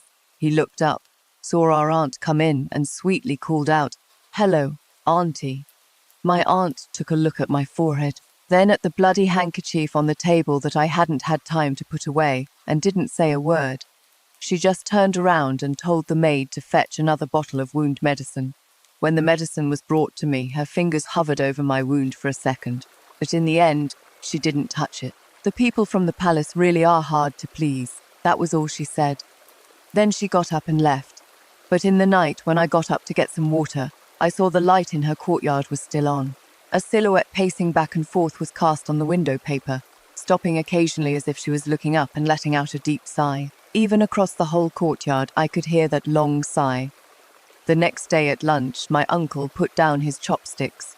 "Lingyi," he paused, "your aunt and I have talked it over. We've all read Ji Yuan's essays, and we've asked around about his character, although he is from a poor family. He is upright and honorable. This marriage won't be bad. Your mother's dowry will all become your dowry, and when the time comes, your aunt and I will also add a share for you. When your younger brother gets married in the future, we'll handle it for him. So you don't need to worry about these things." Aunt took over the conversation, her voice a little deliberately gentle, like she was carefully avoiding touching some wound. "I've met that boy Ji Yuan once. He is mild-mannered. As long as you two live happily together from now on, that is better than anything. We're not wading into that muddy water in the palace anymore." I put down my chopsticks. Uncle, Aunt. I looked up at him. My voice not loud, but every word felt like driving a stake into the ground. Are you willing to bet on me? Uncle was taken aback. What? Bet on a change of family status, and saw straight up into Ching Yun. The dining room was so quiet you could hear a pin drop. The chopsticks and Aunt hovered in mid-air, and she stared fixedly at me. Uncle frowned, silent for a moment. Lingyi, Uncle. I didn't look away. Are you really willing to settle for this? Cousin has been pushing himself in the military for so long, and he is still struggling outside the 5th rank threshold. How many more generations can the Marquis Manor's name last? Uncle didn't say anything. Aunt didn't say anything either. I didn't try to persuade them anymore. As I took my leave, I bowed to the two elders, my movements proper and respectful, then turned around and went to my room to change clothes. I had Momo get the rough clothes ready a few days ago. The fabric is scratchy, the cuffs are slightly tapered, and it is the kind of indigo, half-worn jacket ordinary folks usually wear. Looking into the bronze mirror, I tied my hair into the simplest bun, took out all my jewelry, and left it all in the jewelry box along with the wooden hairpin Ningyu gave me. When I opened the door, Momo blocked the doorway, her eyes red. Miss, why put yourself through this, refusing to stay in the perfectly good Marquis Manor and insisting on going back to that wolf's den? I squeezed her hand. You've worked so hard taking care of my little brother all these years. I'll walk the rest of the way myself. Nanny's tears fell. I didn't bring much, still just the coarse clothes on my back, a small bundle and Mum's memorial tablet. Holding the tablet in my arms, as I walked out of Wenqing Pavilion, my little brother chased after me. He was already 8 years old, his skinny little body blocking the Chuiwa gate, looking up to ask me, Sis, are you going to apologize to Dad? Don't go, okay, he'll beat you. I squatted down and pulled the collar of his clothes tightly close. Big sister isn't going to apologize. He blinked, not understanding. Sis is going to find him to settle that old 8-year score. I patted his head gently. Listen to Auntie at home and study hard. Sis will be back in a few days. He stood right there and didn't chase after me, just watching me leave with those eyes that were exactly like mine. I didn't look back. I went out the side door of the Marquis Manor, walked past the bustling market, crossed Chang'an Street, and headed all the way west. The old woman selling sugar-roasted chestnuts, the peddler carrying a pole of candied hawthorns, the diners sitting around the wonton stall, they all saw me. A young woman in rough clothes with gauze wrapped around her head, cradling a memorial tablet, walking step by step down the most prosperous Chang'an Street. After turning 2 corners at the end of an east-west alley, the main gate of the Wei Manor came into full view. The eaves tiles were thick with dust, and the paint on the stone lions at the entrance was already mottled. The butler's eyes went wide when he opened the door, and he rubbed his eyes like he'd seen a ghost. After confirming it was me, he scrambled and stumbled toward the inner courtyard. Old Madam Master, eldest miss is back. I stepped over that threshold and walked through the Wei family gates I hadn't set foot in for 6 years. The courtyard was still the same old way. The brick carving on the screen wall was still the same pine and crane prolonging life. From back then, only a pine branch was missing a corner and hadn't been patched. That pomegranate tree in the corner of the wall, however, was much thicker than before, right now covered in fruits that looked like red lanterns. My father's beaming face came out from the main room to greet me, but his smile collapsed the moment he saw me, the flesh on his cheeks trembling as if forcefully yanked by an invisible hand. Behind him stood a slender and graceful figure, Wei Ju. Shay and Wei are now registered under the 2nd branch. After my stab back then, Father didn't dare to blow the matter up, afraid I'd fight to the bitter end and expose the scandal, and even more afraid the Pingyuan Marquis Manor would come knocking to hold him accountable.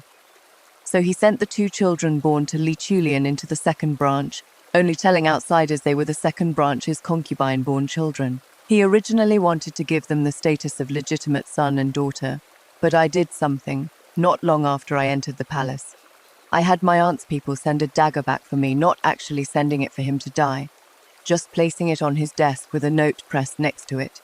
I heard that his face turned entirely pale when he opened that note. The next time I heard about it, Weiju and Wei An had already become concubine-born children.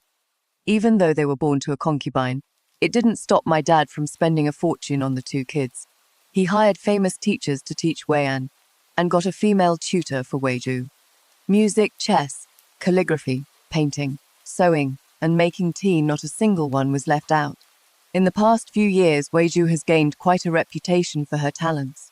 Whenever the second miss of the left supervisor's family is brought up in the circles of officials' families, everyone says she is elegant, graceful, and exceptionally beautiful. Right now, she was standing behind him, 16 years old, and sure enough, a stunning beauty. But there was a very faint sense of familiarity in her features. It was her mother's look. She saw the memorial tablet in my arms, and a very faint ripple flashed across her eyes. That stab from 6 years ago.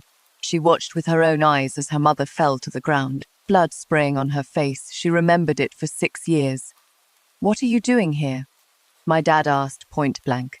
I smile, my gaze grinding from his face to Weiju's face, and then grinding back. Naturally, I've come to do my filial duty for father.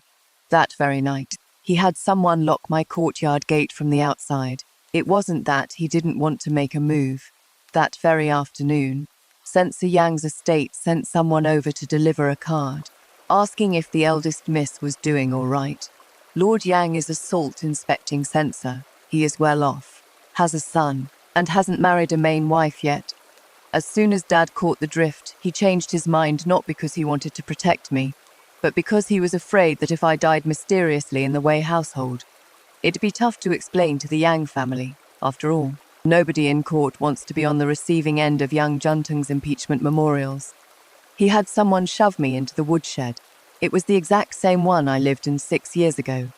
Huge chunks of plaster were peeling off the walls. Half-damp firewood was piled up in the corners, and the cobwebs on the ceiling beams were as thick as torn cotton batting. The window paper had rotted away ages ago. The cold wind blasted in through the window lattice, cutting my face like a butcher's knife. He was spooked by my line. The barefoot aren't afraid of those wearing shoes. I guessed right. It wasn't me he was scared of. It was the official hat on his head, the Wei family's spotless reputation, and the ladder he still needed to keep climbing up the bureaucratic ranks. Once a person has something to lose, they give you a weakness you can exploit. This woodshed was just his cover-up. During the day, he had to put on the airs of a strict father, letting the whole household see the eldest miss of the Wei family. Didn't know what was good for her and was punished to kneel in the woodshed. At night, what he wanted were things no one could see. But among the old servant women guarding me, one was a plant my aunt had slipped into the Wei family years ago.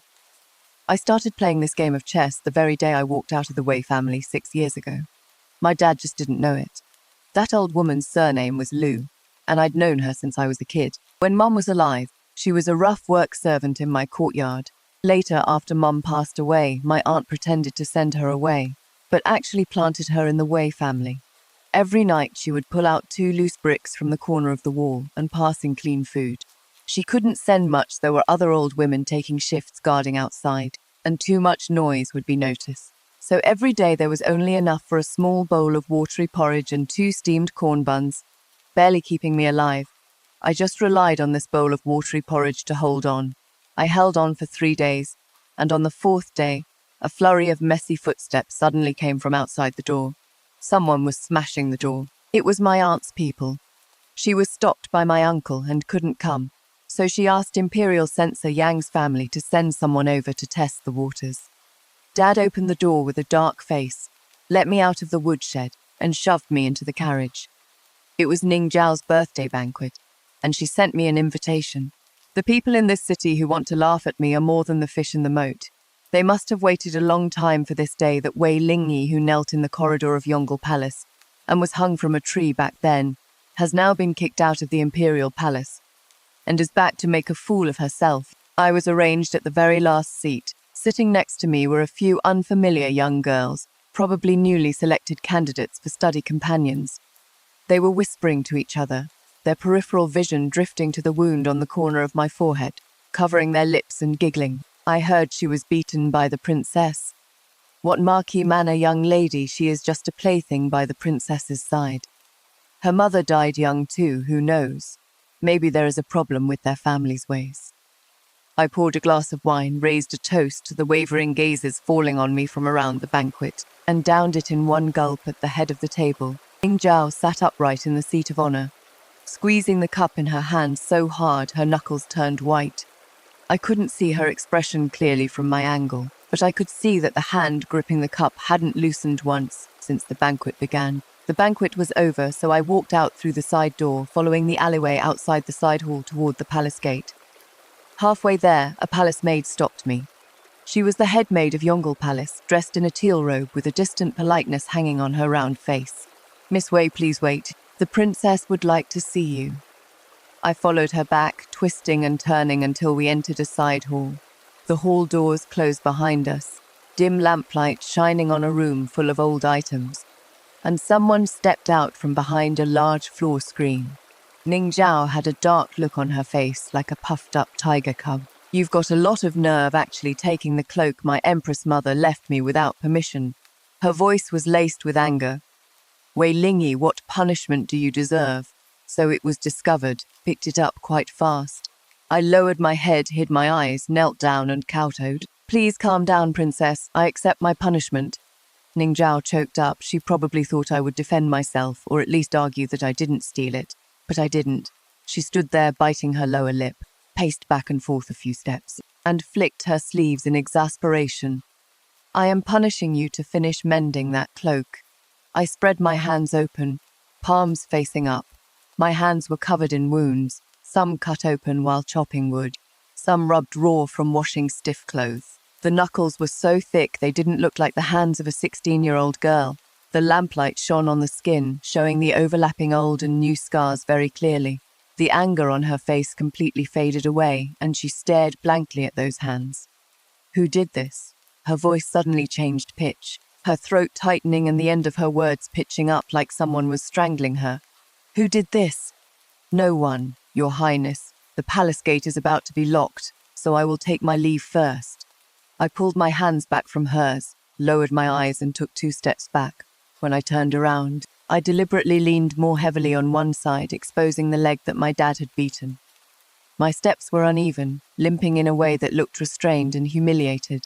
Hurried footsteps came from behind. Lingyi. She chased after me and grabbed my hand, gripped it so tight her nails dug into my palm, but she didn't let go. I didn't dare to look back. I was afraid that if I turned my head and met the tears swirling in her eyes, I'd go soft. In this palace, if people who can't afford to go soft do, they'll die. At the corner at the end of the narrow alley, the palace maids carrying lanterns chased far behind, shouting, "Slow down, Your Highness." The candlelight flickered, casting their shadows on the red walls like a shadow play. I never turned my head around. I broke free from her hand and practically fled for my life. Leaving the palace through the side door, the carriage was parked under the old locust tree outside the palace gate. The old woman watching the carriage and the driver huddled by the base of the wall cracking sunflower seeds, probably figuring they had a long wait tonight, so they started slacking off. They didn't see me, but I heard them talking. That one in the palace still thinks she is the eldest miss. Her mum is dead, and the Marquis Manor doesn't care about her anymore because she offended the princess. Tell me, how many more days do you think the master will let her live? Bah, like the master would let her die. Dead people are bad luck. She is only useful alive. You didn't know, did you? The master is planning to marry her off to Lord Yang as a concubine. The betrothal gifts for that are a full half a boatload. Half a boatload? How come there is so much? Lord Yang is the imperial salt censor. He is loaded with cash. The master is going to use that half a boatload of betrothal gifts to pave the way for the second miss and the third young master. Once he latches onto this big tree, will there be any need to worry about the second miss and the third young master's futures? Then what about the eldest miss? What eldest miss? The master said she is here to pay off her mother's debts. Sax KTSK. Lord Yang is even 5 years older than our master, and he tortures his concubines to death. What a pity. I shrank my hands into my sleeves, took a step back, and hid in the shadows of the trees. Then I turned around, went around to the other side of the carriage and deliberately crunched the gravel under my feet. "Who is there?" The old woman turned her head alertly, and only breathed a sigh of relief when she saw it was me. "Eldest miss came out so late. Let's go." My expression remained as usual as I lifted my skirt and got into the carriage. The carriage rumbled out of the palace city, and I lifted a corner of the curtain to look back. At the end of the walkway, where the moonlight and palace lanterns intertwined, Yingjiao was still standing there behind her. A tall, slender figure walked out from the depths of the lamplight, his shoulders bathed in moonlight. It was Ningyu. I wasn't sure if he saw me. I just dropped the curtain, leaned against the carriage wall, and closed my eyes. The play has reached this point. It is time for the next act. The next day, Yang Juntong really came. 20 days later, my dad pushed open the door to the woodshed, dropping the words, "You've hit the jackpot," with a dark face.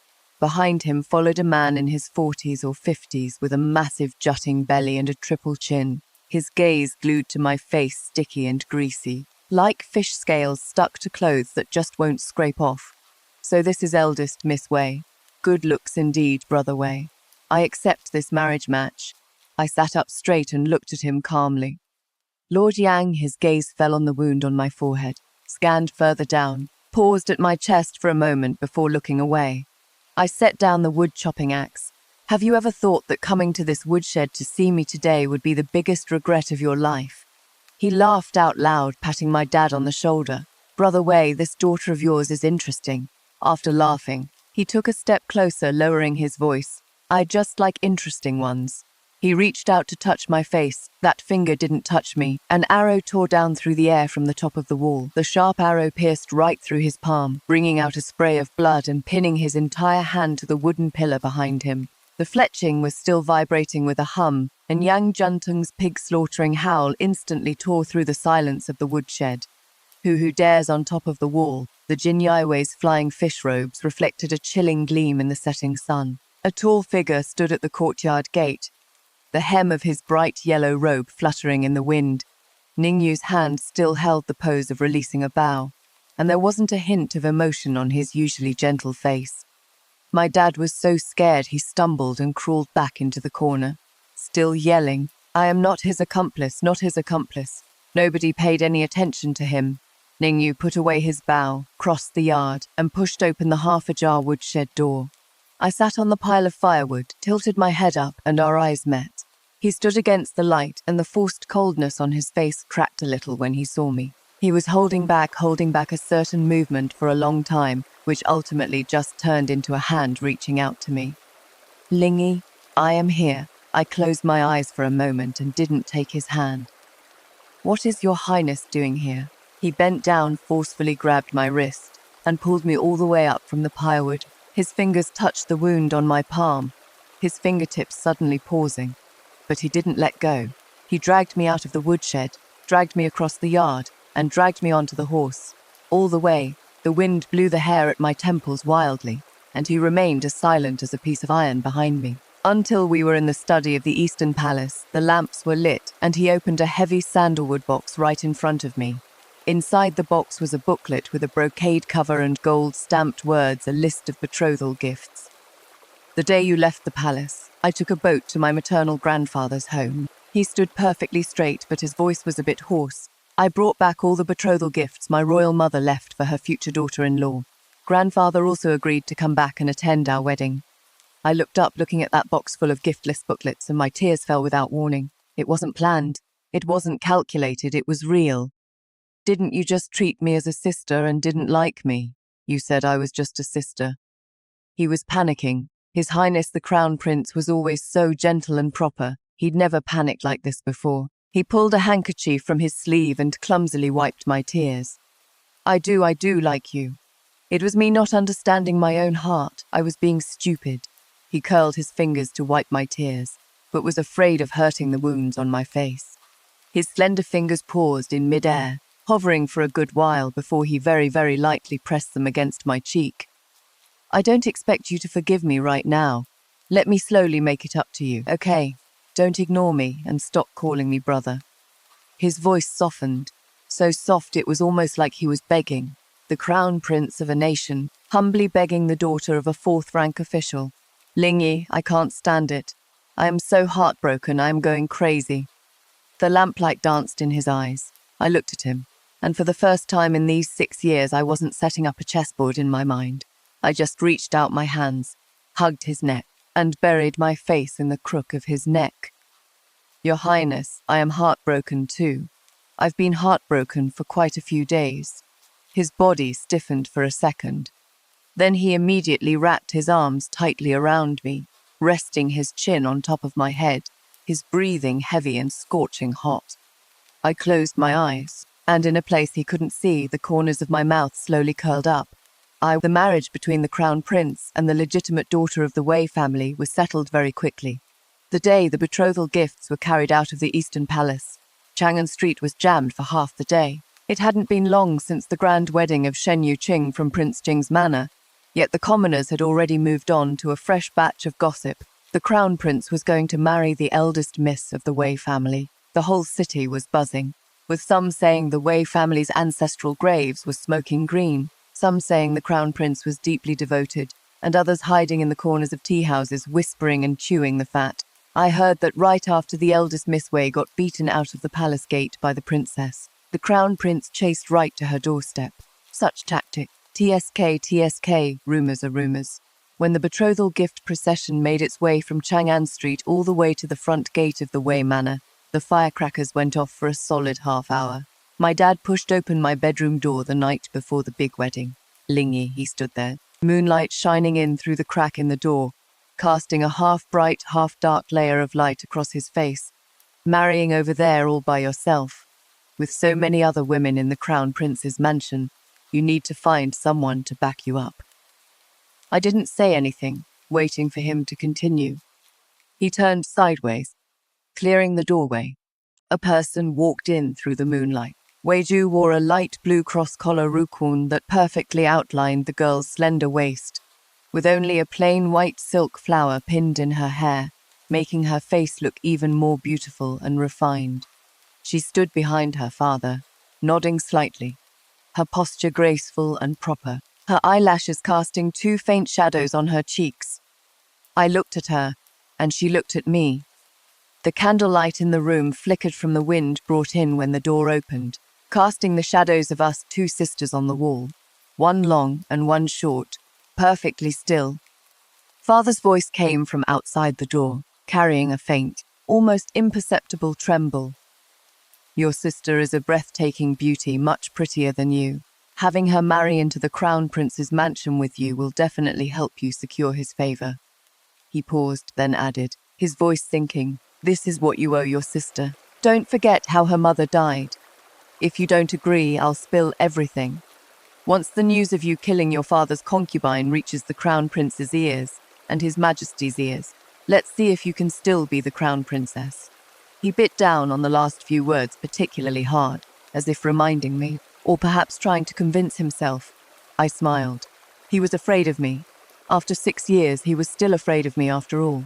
That is why he resorted to these harsh threats of mutual destruction, thinking this would make me back down and let his precious daughter step over me to climb her way into the Eastern Palace. "Do you want to marry him?" I looked at Weiju. The moonlight fell on her face, making her clear eyes shine exceptionally bright. She looked at me without avoiding my gaze, and answered me word by word. "I will naturally do my best to help you secure his favor, sister. I will ensure your favor in the Eastern Palace never fades." All right, I put the comb in my hand back on the vanity, the bronze mirror reflecting my calm face. "Then you can be a dowry concubine and marry out with me tomorrow." Father didn't expect me to agree so quickly, and was instead left stunned at the door.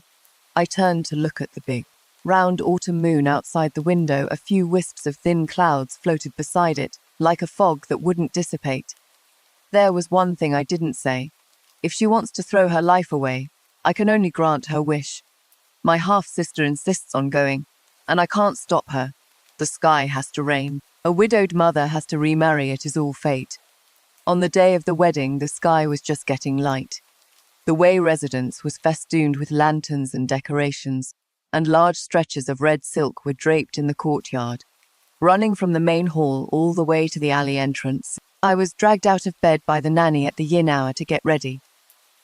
The bright red wedding dress was wrapped around me in layers inside and out, and the phoenix coronet pressed heavily on top of my head, making my neck sore. "Eldest miss, second miss still hasn't arrived." Juana leaned close to my ear and whispered, "The groom's procession is already at the front gate. facing the mirror, I pressed down a stray lock of hair at my temple one last time. Sure enough, right at the moment the Crown Prince's wedding procession arrived outside the main gate and the deafening drums and music drowned out every other noise. Wei Ju showed up. She arrived late, dressed all in white, looking so plain it was like she was going to a funeral. All the guests' eyes were drawn to her. That white dress was completely spotless, made of top-quality plain silk draped thinly over her body.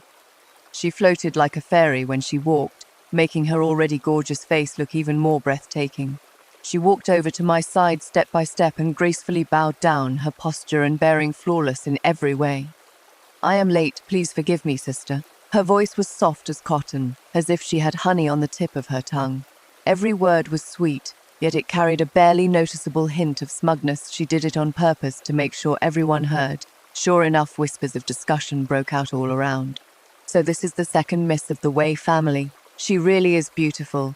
The eldest Miss standing next to her has just become a foil.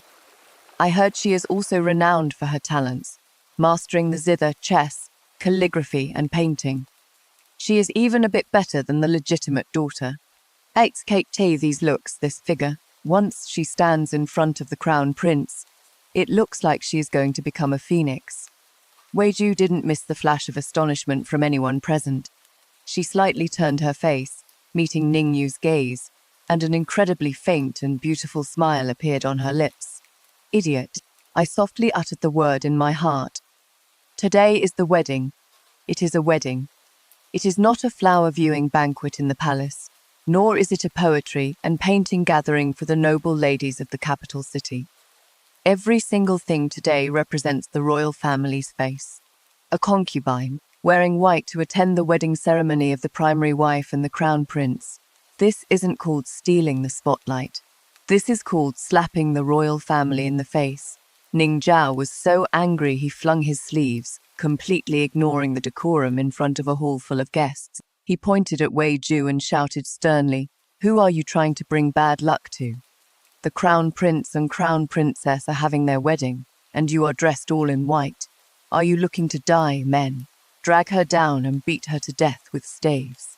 The guards stepped forward in response, yet Wei Ju wasn't afraid at all. She just raised those glistening, teary eyes and stared fixedly at Ningyu, her gaze pleading. Her lips moved slightly without making a sound, but those tear-shimmering eyes were clearly saying, "Your Highness, save me," Ningyu frowned. A touch of pleasant surprise colored Wei Ju's eyes. She knew the crown prince had always been known for his benevolence and never killed easily. Everyone said he was the most gentle and soft-hearted heir apparent in the world. But the next second, Ningyu spoke. "Beating someone to death brings too much bad luck." His voice was as indifferent as if he were talking about today's weather. "Grant her to hang herself." The color instantly drained completely from Wei Ju's face. She opened her mouth to yell, but the guards had already grabbed her shoulders and were dragging her out. She struggled and looked back, her white clothes rubbing a grey mark on the stone steps. The plain white silk flower tucked in her hair fell to the ground and was crushed under a guard's foot. At this point, she finally panicked and screamed hoarsely, "Your Highness, sister, save me." I didn't look at her. The bright red veil dropped down, blocking my view. Ning Zhao lifted the sedan curtain for me herself. Through the gap in the veil, I saw her pouting, puffed-up look, and the corners of my mouth couldn't help but curl up. Beneath the veil, the whole world was red. I heard the drums and music blaring, heard the master of ceremonies loudly announcing the rites, heard the cheers of the commoners filling the streets. The wheels rolled over that silk flower crushed by Wei Ju, rolled past the stone steps in front of the Wei family gate, and rumbled towards the palace city with its towering red walls. "Mother, did you see? Your daughter married into the highest threshold in this world. After marrying into the Eastern Palace, life was not peaceful. I've barely warmed my seat as the crown princess, and all kinds of freaks and creeps are already taking turns showing up. First was the Steppe Empress. The Steppe Empress is the 8th prince's biological mother, and although Ningyu holds the title of crown prince, the political winds in the court have always been unpredictable. The Steppe Empress wants to support the 8th prince, whispering pillow talk every day, and every now and then pretending to casually mention the 8th prince's filial piety in front of court officials. On my second day in the Eastern Palace, I received her good intentions. She sent over 4 beautiful palace maids, claiming they were rewarded to be the crown princess's personal attendants. In reality, they were spies planted in the Eastern Palace. Each of them carried a waist tag from the Steppe Empress's rear courtyard, and if they served well, they could reach the sky in a single step. They probably thought the crown princess was just a timid girl who had just married in and couldn't keep the situation under control. I summoned the 4 palace maids to the hall and looked at them one by one. They were indeed extremely beautiful, each with their own unique charm. When they stood in a row, just being enveloped by the scent of their cosmetics was enough to make one dizzy. The people rewarded by Her Highness must naturally be kept well. I set down my teacup and smiled at the mama from the Steppe Empress's palace. Settle them in the side courtyard of the Eastern Palace for now. Once I've figured things out, I'll make proper arrangements for them. The Momo agreed with a fake smile, glancing at the eunuch standing guard outside the door. As she left, I had already ordered someone to arrange the 4 people's living quarters in the farther side courtyard of the Eastern Palace, placed visible guards outside the courtyard gate, and required a record for every entry and exit. The Steppe Empress wants to stuff people into the Eastern Palace, so I'll let her taste what it means to suffer a double loss. The Steppe Empress is just the first hurdle. The real trouble is the court. Lingyi looks glorious, but in reality his foundation in the court isn't deep.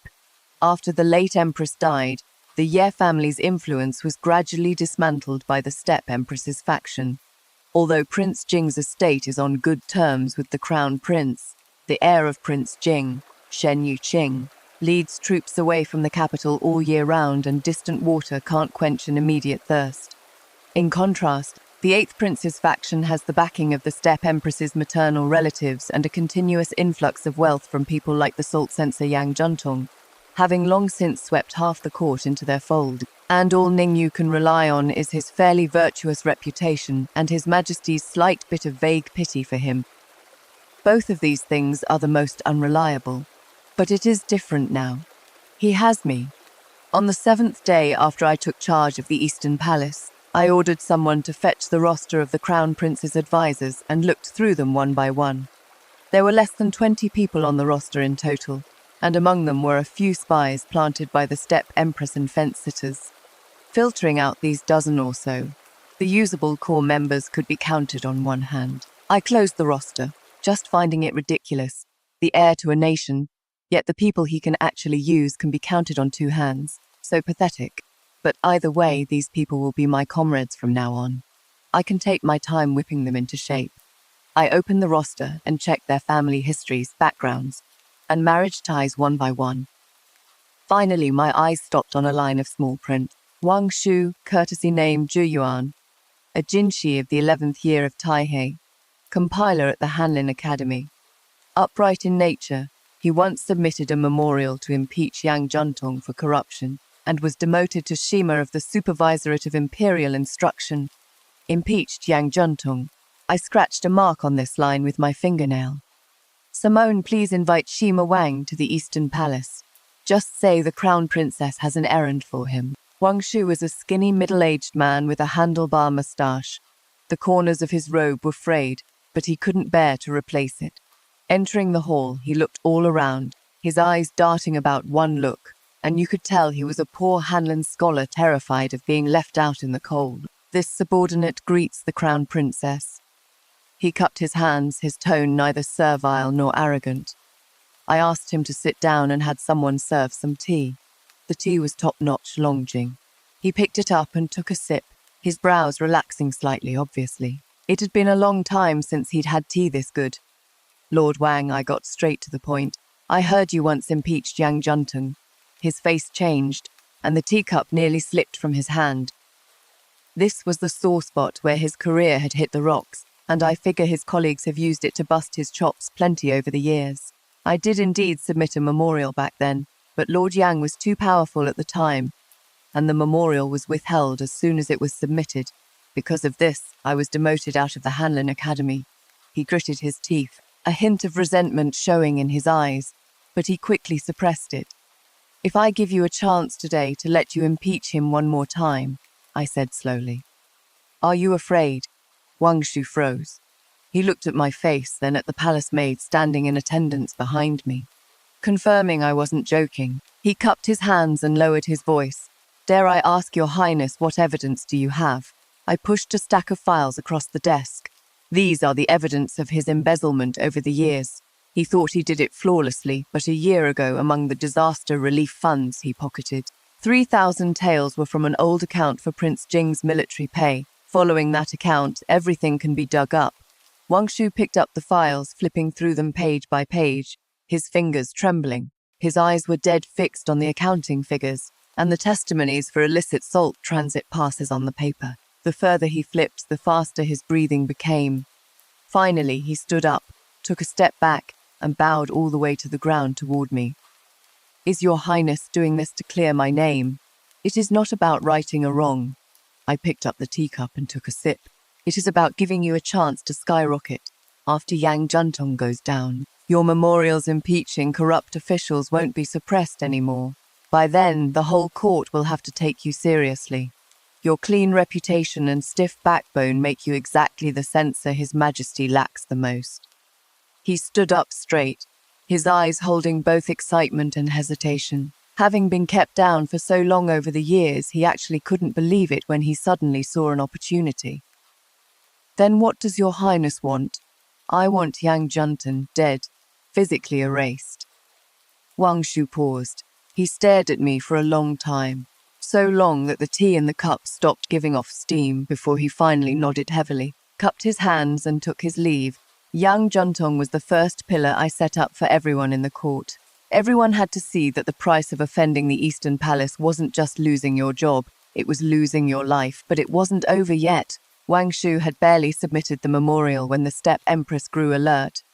While pleading for Yang Juntong in front of His Majesty, she also sent people to the Marquis Manor to snoop around for news. She wanted to get leverage on me. She wanted to force me to panic and mess up. No maternal relatives outside, no helpers inside the palace. I sat in the study of the Eastern Palace, locking myself in for an entire night. Spread out on the desk was the roster of court officials of the 5th rank and above, the densely packed names like a spiderweb. I was looking for a loose thread in the spiderweb. Where was the loose thread? With the old Grand Tutor. The old Grand Tutor retired to his hometown 3 years ago, but his disciples are all over the court, from the Ministry of Personnel to the Ministry of Revenue, from the Censorate to the Imperial Academy. Even though the Grand Tutor's faction doesn't hold real power, they control the public opinion of the world. As long as he says a single word, Yang Juntong is dead for sure. As long as he says a single word, the tide of the court will completely turn.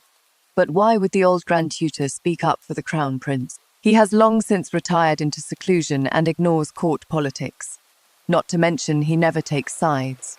He stays far away from the fights between the Yan faction and the Purists, and the fights between the Steppe Empress's faction and the Crown Prince's faction.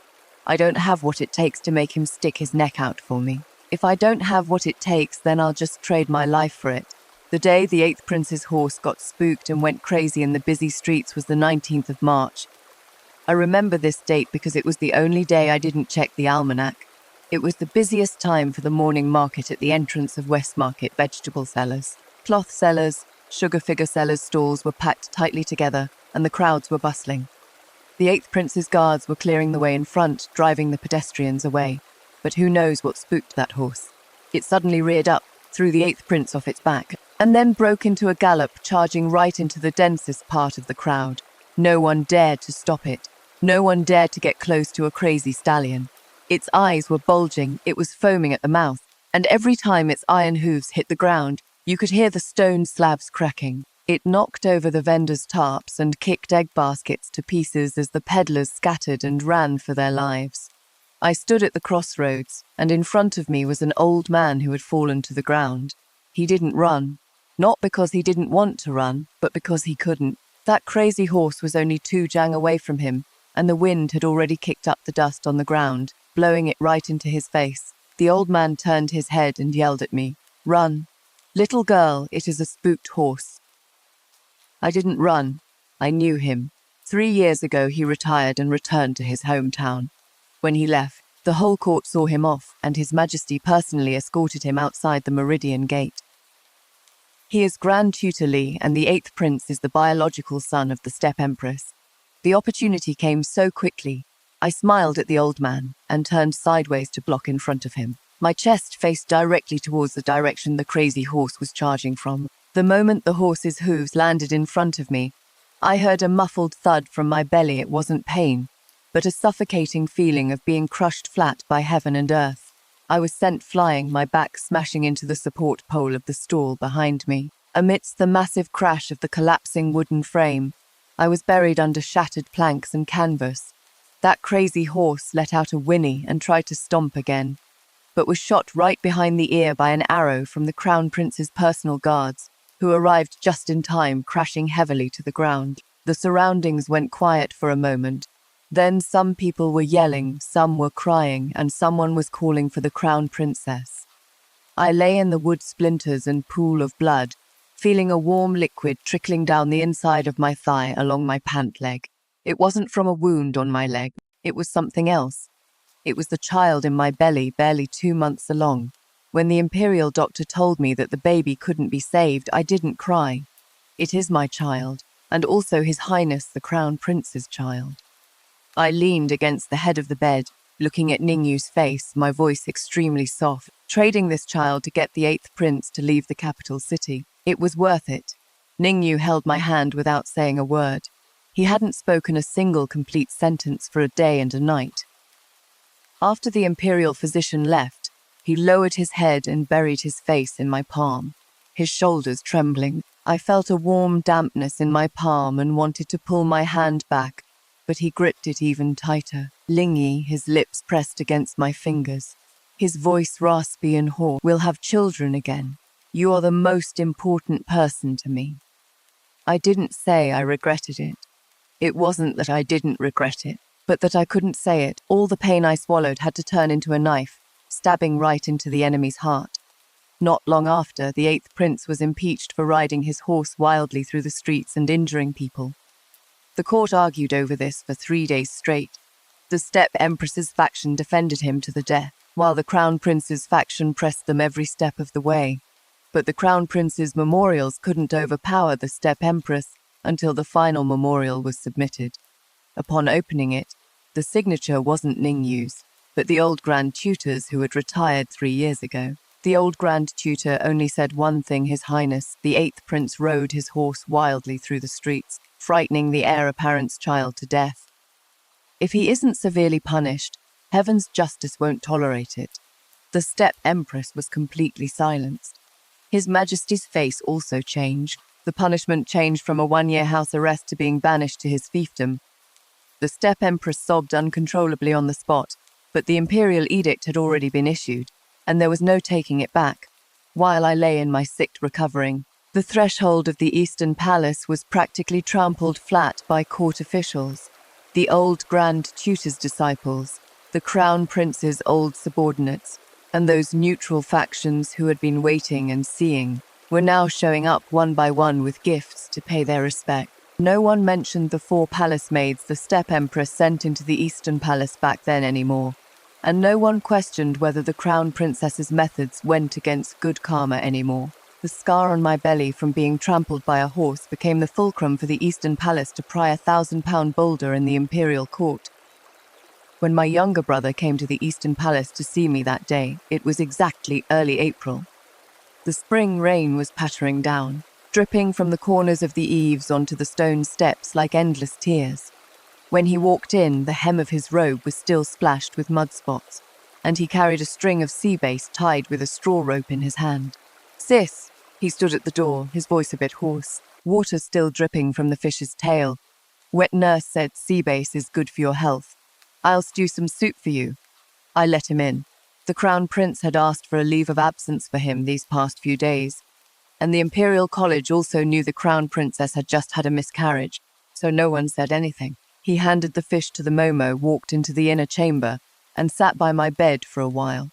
He didn't speak, just stared at my pale face. He took in every line, every scar on my face, and the newly added, not yet fully healed horseshoe scrape on my forehead.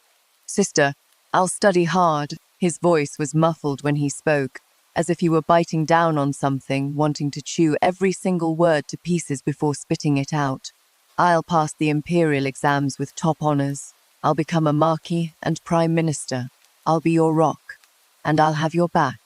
I will. He reached out to wipe his tears, wiping so hard that the back of his hand dragged a red mark across his face.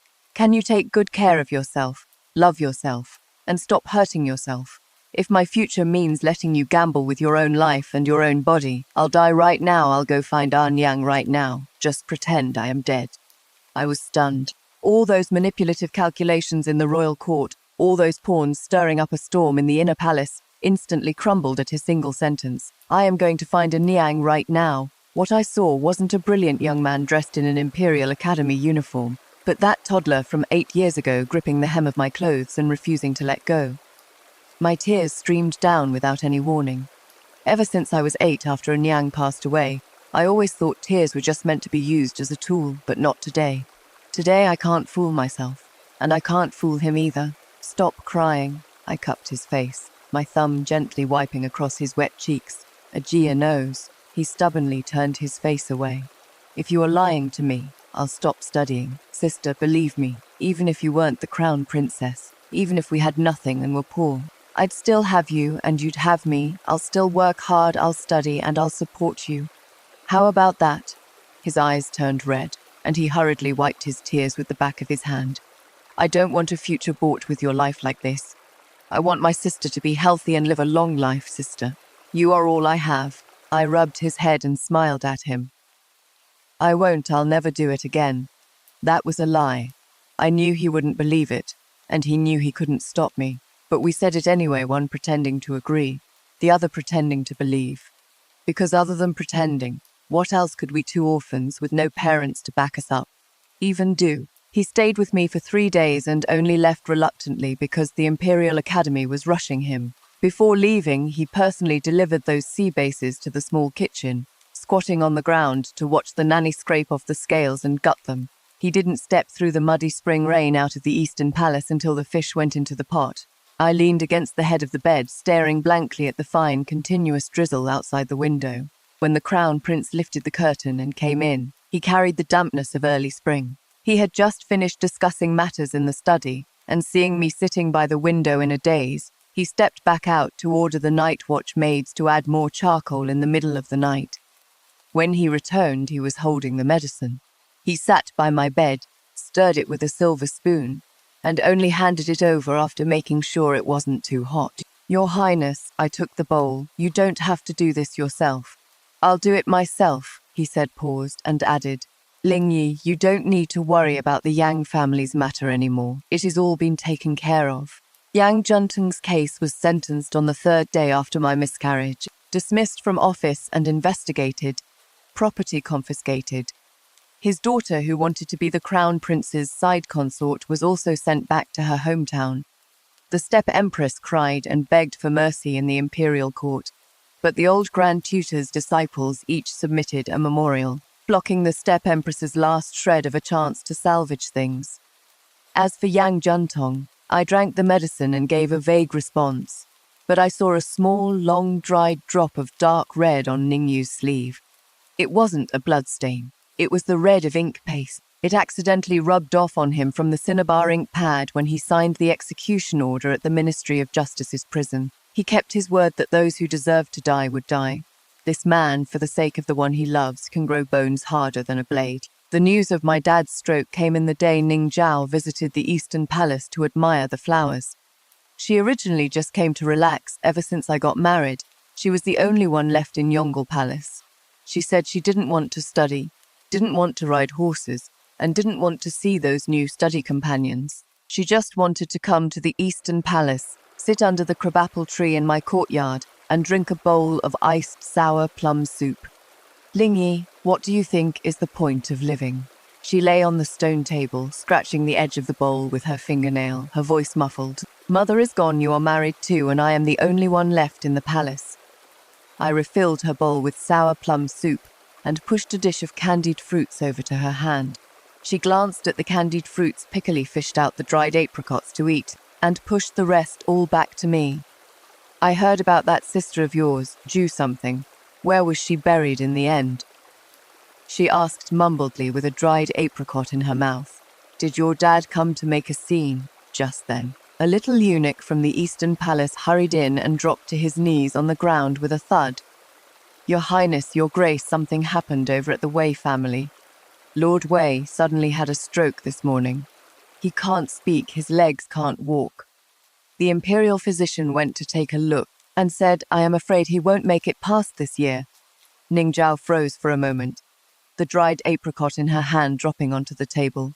I lowered my head, covered my mouth with a handkerchief, and seemed to let out a sob. When I looked up again, my eyes were already red. Ning Zhao looked at my face, opened her mouth, but said nothing. The day Wei picked me up to go see father. The sky was gloomy, pressing down so heavily it made one's chest feel stifled. The carriage stopped at the entrance of the Wei Manor, the stone lions still as mottled as before. The Illegitimate couplets on the doors, the white mourning banners hung for Weiju had been blown by the wind so that only half of them were still hanging on the door frames. Wei stood outside the second gate to welcome me. He was quite good-looking, with red lips and white teeth, wearing a blue scholar's robe, looking just like the most common type of young scholar in the capital city. But those eyes, his eyeballs, were always darting around in their sockets, not out of liveliness, but out of nervousness. Eldest sister, he respectfully cupped his hands. Father is inside. I glanced at him. I never took this guy seriously. The look in his eyes when he used to peek at me from behind Li Chulian's skirt as a kid was exactly the same as the look he gave me now, standing at the second gate to welcome me as an adult, fear mixed with a hint of fawning. It must have been hard on you taking care of father these past few years, I said lightly as I walked inside. Wei quickly waved his hands. Not hard at all, not hard at all. It is all what a son should do. He paused, then added, I am just a concubine's son after all. The more I do, the more mistakes I make. I wouldn't dare accept you calling it hard work, sister. I smiled. He really knew how to talk. Over the years, father had hired famous tutors to teach him. He learned how to speak in official circles, and how to kiss up and kick down better than he learned the analects. What a pity he didn't use his brain much on the right path. Father lay on the bed, his mouth and eyes askew, drool leaking from the corner of his mouth, soaking half the pillow. Seeing me come in, he let out a wheezing sound from his throat like an old goose being choked by the neck. He tried to lift a finger to point at me, but that finger trembled like a dead branch in the wind and just couldn't be lifted. I looked at him, standing there for a long time. The room was smoked with mugwort to suppress the smell of medicine and the stench of piss. The wind squeezed in through the window cracks, making a half-cold bowl of medicinal soup on the table sway gently. Wei stood behind me, not daring to speak. Father, I squatted down and looked into his eyes. Do you know why you had a stroke? His eyes bulged out, glaring dead at me. Behind me, Wei took a subconscious step back. That step back was enough. I turned around and glanced at him. It was your son feeding you bowl after bowl of medicine that brought this on. You paved the way for him for so many years, but he brought the medicine to your pillow with his own hands. Father's eyes shifted inch by inch from my face to Wei-An's face. Wei-An's face went from pale to livid, and from livid to ashen. His legs went weak and he fell to his knees with a thud, crawling towards me on his knees. Big sister, how could you do this? I stood up and looked down at him. Why don't you dare look at your father? If you hadn't fed him bowl after bowl of medicine, how would he have ended up like this? This is all thanks to you, Wei-An's lips trembled. He wanted to defend himself, but when he met my gaze, all that glib official jargon in his mouth died on his tongue. It wasn't that he didn't want to speak, he didn't dare. He was afraid I would reveal more. I turned around and squatted back down in front of father's bed. His eyeballs darted violently in the intense midday light. I lowered my head, cast my gaze on his face, and stared fixedly at him, memorizing every single inch of his expression at this moment. The faces overlapped. On that priceless canopy bed, a Nyang's frail body lay there. The room reeked of blood. Her belly bulged high, covered by a thin, bright red quilt. Her tears mixed with hot sweat poured endlessly into the hair at her temples, only to be licked clean by the soft pillow propped behind her head. She cried out pitifully in pain, until she saw me. She called out Lingyi, over and over. Lingyi, Lingyi, mother's little Lingyi. She grabbed my hand, her nails digging into the flesh on the back of my hand, leaving 8 crescent-shaped bloody marks. I have to live, I can't die. My Lingyi is so little, if I die, what will you do? Her rosy complexion turned deathly pale in less than a quarter of an hour. Trembling her dry, cracked lips and listening to the toddler's heart-rending cries by her ear, she gripped my hands so tightly that her nails tore into my flesh. Yet she seemed completely oblivious. She was panicked and helpless. She was unwilling to give up. She was desperately holding on. Tears dropped heavily onto my arm, with her body stiff. She stroked my face and asked sorrowfully, "My child, without Mom, how will you survive? And what will your little brother do?" I held onto her numbly and in despair, vainly trying to warm her icy hands with my burning cheeks. "Mom, I'll live on well, and I'll take good care of little brother. Mom, stay alive, your daughter will be good to you from now on. I won't be naughty, I'll practice my instrument properly, and I'll never say my fingers hurt again. Mom, my fingers don't hurt anymore, but my heart hurts so much. I am so sad, I am so scared. Heaven wouldn't take pity on me and let me keep my mother just because I was scared, nor would my dad be able to open his mouth to speak and move freely just out of anger. Retribution in this world never comes from heaven. It comes from the living." I blinked and large tears rolled down from my eyes. Father let out vague woo-woo chi-chi wheezing sounds from his throat, and a murky tear rolled out of his eye too. He was smiling, the smile squeezing out from that face with its crooked mouth and slanted eyes, twisted like a crumpled piece of rice paper, every wrinkle seeping with fear and begging, but he was also glaring, begging and vicious resentment mixed on that deformed face. Like poisoned honey. I knew what else he wanted to say. He couldn't make a sound, but I heard it loud and clear. "You, when your looks fade, his love will fade. I am waiting for you to be abandoned by..." The Crown Prince leaned over, got close to his ear, and spoke in a voice that only the two of us could hear. "Dad, the debt you owe Mom, if heaven won't collect it, I will. I am getting justice for Mom." I straightened up, wiped the tears from my face, and broke into a smile at him. That smile was exactly the same as the one I had when I wiped the blood off the knife at the separate estate when I was 8. The day he left was a muggy summer night. The sound of cicadas poured in through the window, even noisier than people, and the air was thick with the heavy scent of gardenias, making you dizzy if you smelled it for too long. Wei knelt by the bed and kept watch all night. But at dawn he found a white cloth covering his father's face. He was dead. His mouth was open when he died, like he was trying to yell something, but he never got it out in the end. Wei didn't cry. He reached out to check his father's breath, and only after confirming he had truly stopped breathing did he slowly stand up and dust off his knees. "Pass the word," he said to the old servant outside the door. From start to finish, he didn't shed a single tear. I wore mourning clothes for a day in the Eastern Palace, and finished an entire game of Go with Ningyu in the Crown Prince's study.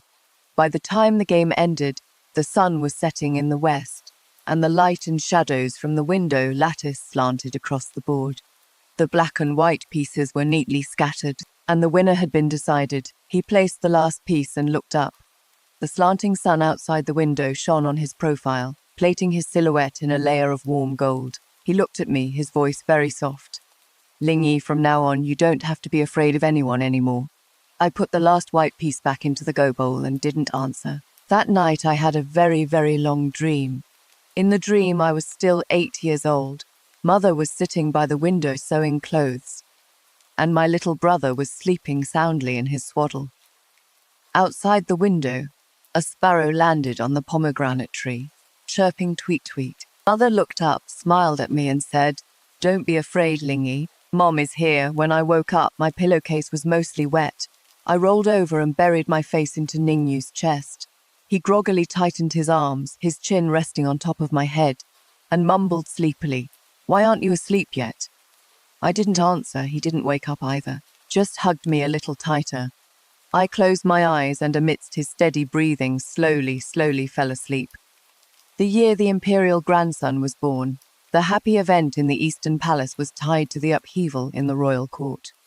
The day the steppe empress was deposed, she kneeled before the emperor and kowtowed for an entire night, kowtowing until her forehead was dripping with blood, but His Majesty never took back his order. She murdered the royal heir. This crime is the wine she brewed herself, and she had to drink it all. What the 8th prince's crazy horse trampled to death wasn't just Maya Ningyu's 2-month-old baby, but also the last shred of dignity of her daughter, the 7th princess. That incident implicated too many people. The old Grand Tutor's disciples submitted 17 memorials in a row at court, and everyone pushes a falling wall. The Steppe Empress was thrown into the cold palace, and the 7th princess was married off far away to Mobei. The day she left the palace, she cried and begged His Majesty, but His Majesty didn't see her. I stood on the tower of the Eastern Palace, watching from afar as the 7th princess's carriage drove out of the Vermilion Bird Gate. The guards and honor guard had only a sparse few people, and even the feathered canopies and ceremonial music a princess should have for her wedding were mostly skipped. The wind blew up the carriage curtain, and she seemed to be looking back, wondering who she was looking at.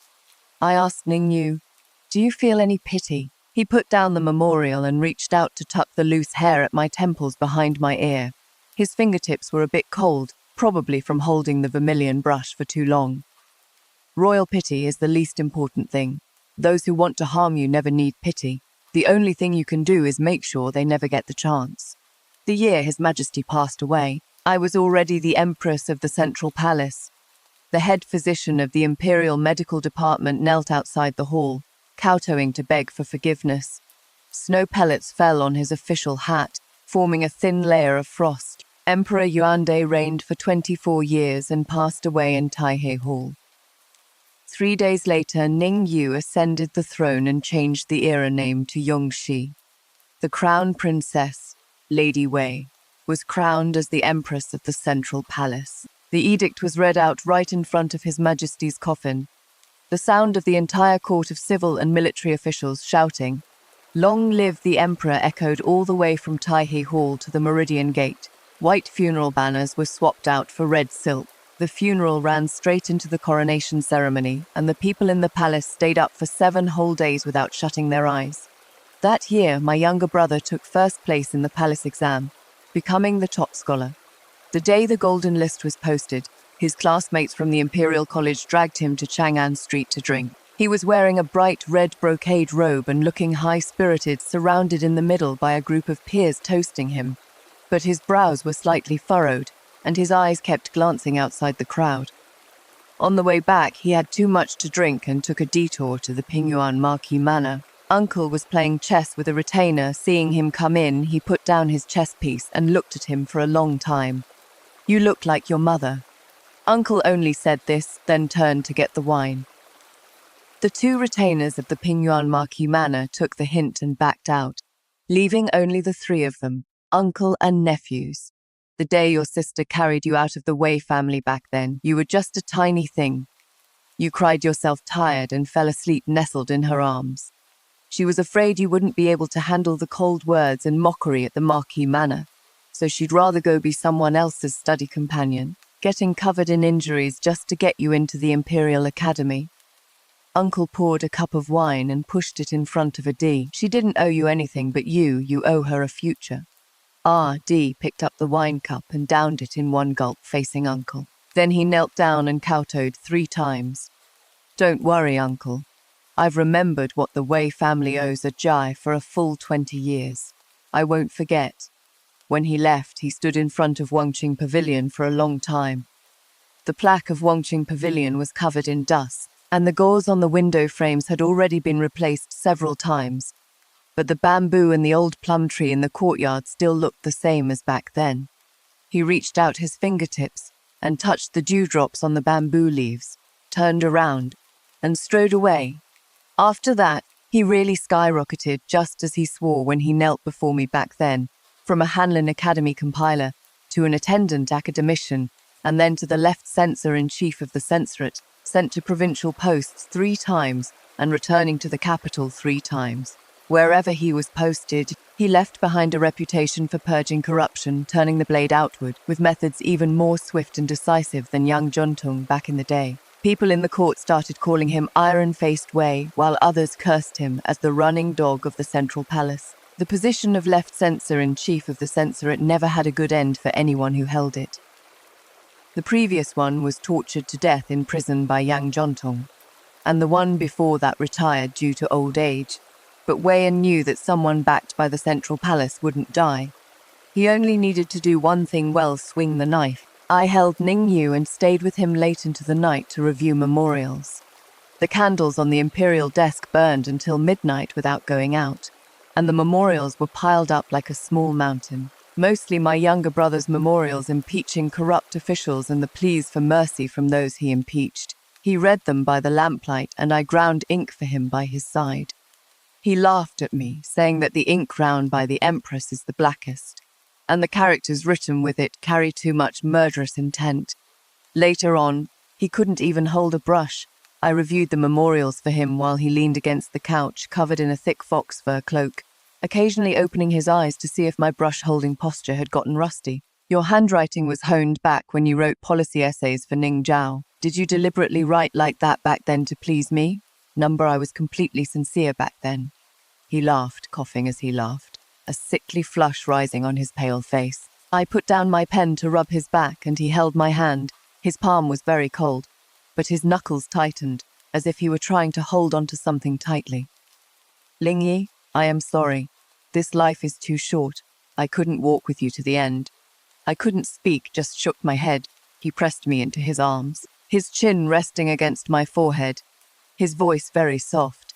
It sounded just like the tone he used many years ago in the Eastern Palace when he said, "I have come to marry you," so gentle and so clumsy.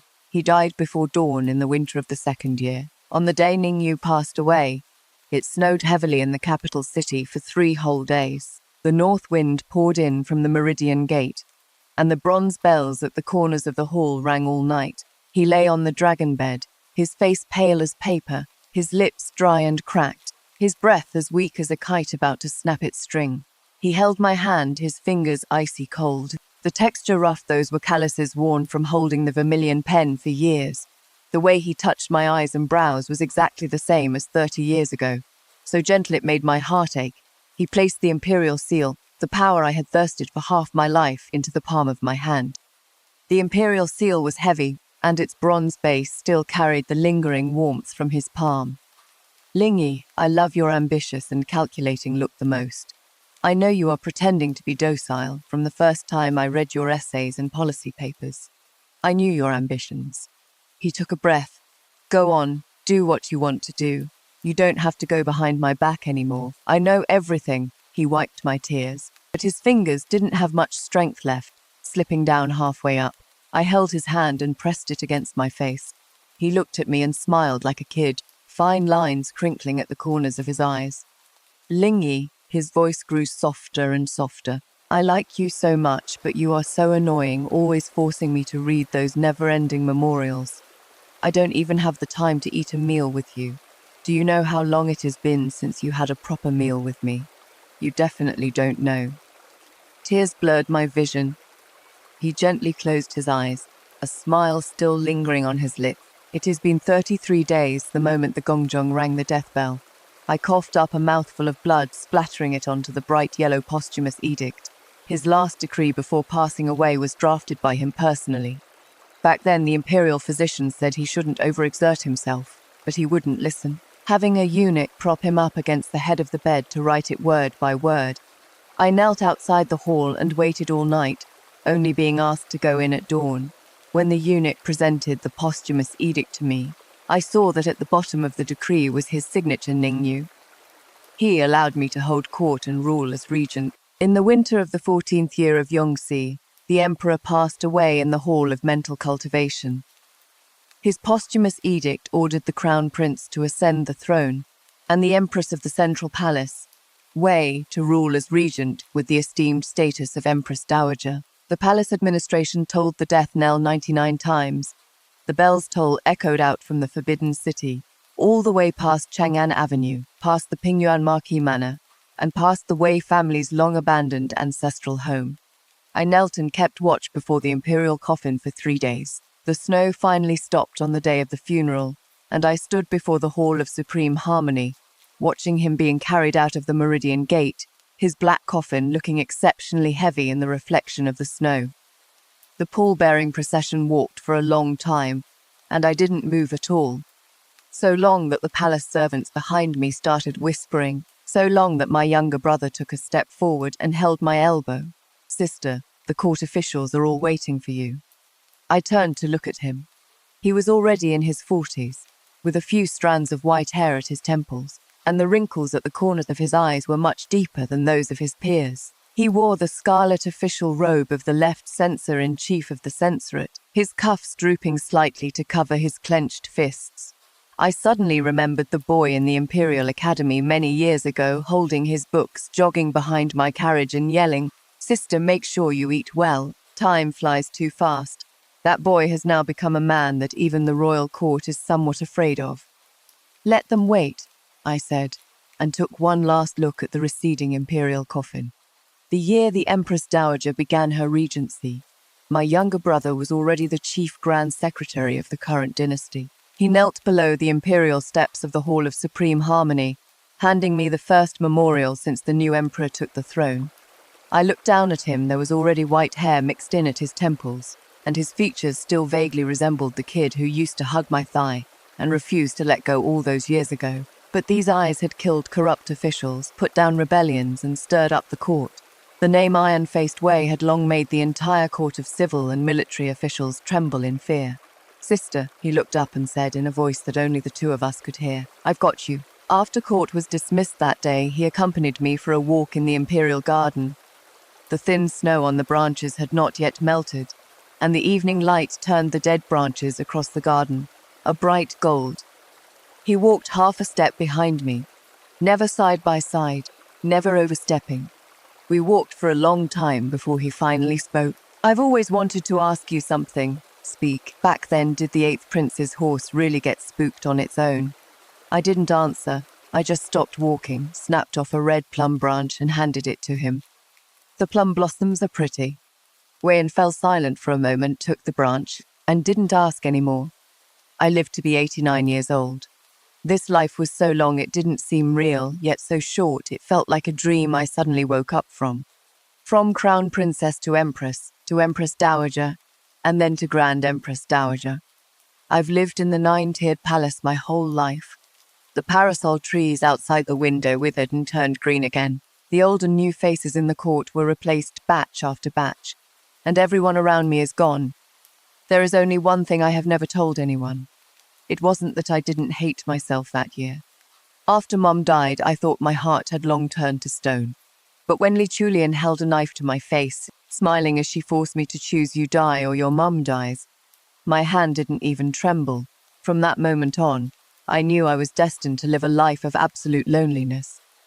Everyone says Wei Lingyi is cold-blooded, that she wouldn't even spare her own half-sister. But they don't know that I've never actively harmed anyone who hasn't hurt me first.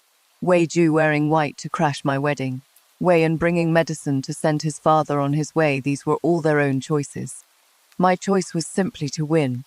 On my deathbed, the new emperor, my grandson, knelt before the bed. "Grandmother," he held the teacup looking at me cautiously, "there is something I don't understand. What were you really like when you were young, grandmother?" I leaned against the pillow, eyes closed, a hint of a smile surfacing on my lips. My younger brother answered for her. He said he heard it from the nanny. He said that when I was young, I also loved climbing trees, loved raiding bird nests, and loved making Mum so mad she'd chase me all over the yard with a fire poker. He said my laughter back then could be heard all the way to the neighbor's house. It is a pity that later on, even he never got to see such a vibrant version of me again. I am going to die, dying before him, dying before Ningyu. I am not afraid of death. I already died once when I was 8. Every single day I've lived since then has just been the interest I collected for Mum. I just couldn't bear to part with him. The one who followed me from the Imperial Academy to the Marquis Manor, from the Marquis Manor to the Eastern Palace, and from the Eastern Palace to the Royal Court, the person who only ever called me Ajay his entire life. I reached out and held his skinny wrist. Many years ago when he held my hand, his was so small it couldn't even wrap around half of my palm. Now his hand is already wider than mine, with thick knuckles and hard calluses on the webbing between his thumb and forefinger from a lifetime of holding a pen, You've worked so hard in this life." His lips trembled a little, and he shook his head. "It wasn't hard." He lowered his head, his forehead resting on the back of my hand, his shoulders shaking like that kid who chased my carriage at the Imperial Academy back in the day. I smiled and closed my eyes. "Mother, your daughter is coming to find you. Bringing the news I've saved up over these years. Revenge has been taken. The family held together and both kids are doing just fine. Back then, you asked me how I was going to survive without a mother. Your daughter lived to show you, lived for 89 years, and lived to become a tree that no one could ever chop down." The sound of the water clock comes from outside the window, echoing heavily between the palace walls. Faint bells ring in the distance. Is it a new watch, or is it dawn? I can't tell anymore. All I know is, it is time for the curtain to fall on this long life, reviewing this game, using herself as a pawn. She didn't have a single tael of silver to spend, nor a single soldier to command. Her father wouldn't give her anything. Her uncle couldn't help. And the old Grand Tutor's disciples only picked a side later on. Her only bargaining chip was herself, her life. So every time she made a move, she threw herself onto the gambling table. Betting against the blade at the villa, betting under the corridors of Yongle Palace, betting at the crossroads where the crazy horse charged. With every bet, she let the other side see her wounds, and then used those wounds to pry open their weak spots. This is the core game mechanism of the entire narrative system. The vulnerability of the weak is a weapon in itself. Ning Zhao saw the scars of her being abused by the Wei family, and only then did she turn from a bratty princess into a little sister making soup for her. Ning Yu saw the bleeding wounds she got from jumping into the lotus pond to save Ning Zhao. And only then did he turn from the mild and distant crown prince into a man chasing her to her door to propose. The old Grand Tutor saw her back as she blocked the crazy horse, and only then did he use that impeachment memorial to turn the tables for the crown prince. Every comeback wasn't achieved by crushing with sheer power, but by grinding through the opponent's mental defenses bit by bit. This strategy has a term in game theory called pain leverage. Your bargaining chip isn't what benefits you can give the other person, but how much guilt, fear, or moral debt you can make them feel. Every single wound on Wei Lingyi was precisely calculated. The day Ning Zhao kicked her out of the palace, she deliberately chose to walk down the most crowded corridor, her hair a mess and her face covered in blood, letting the maids and eunuchs along the way see how badly the princess beat up her study companion. What she wanted wasn't sympathy, but public opinion. She knew the news would definitely make its way back to the Eastern Palace. Sure enough, the Crown Prince came chasing after her. Finally, about Ning Yu, who was never directly described from start to finish. This character's function isn't a savior, but a witness. He witnessed all her schemes and never once exposed them. Tucked inside the betrothal gifts he gave her was the line, "Lingyi, my favorite look of yours is when you are ambitious and full of calculations." This sentence is the most crucial key to the whole story. It tells the reader that he was never tricked by her.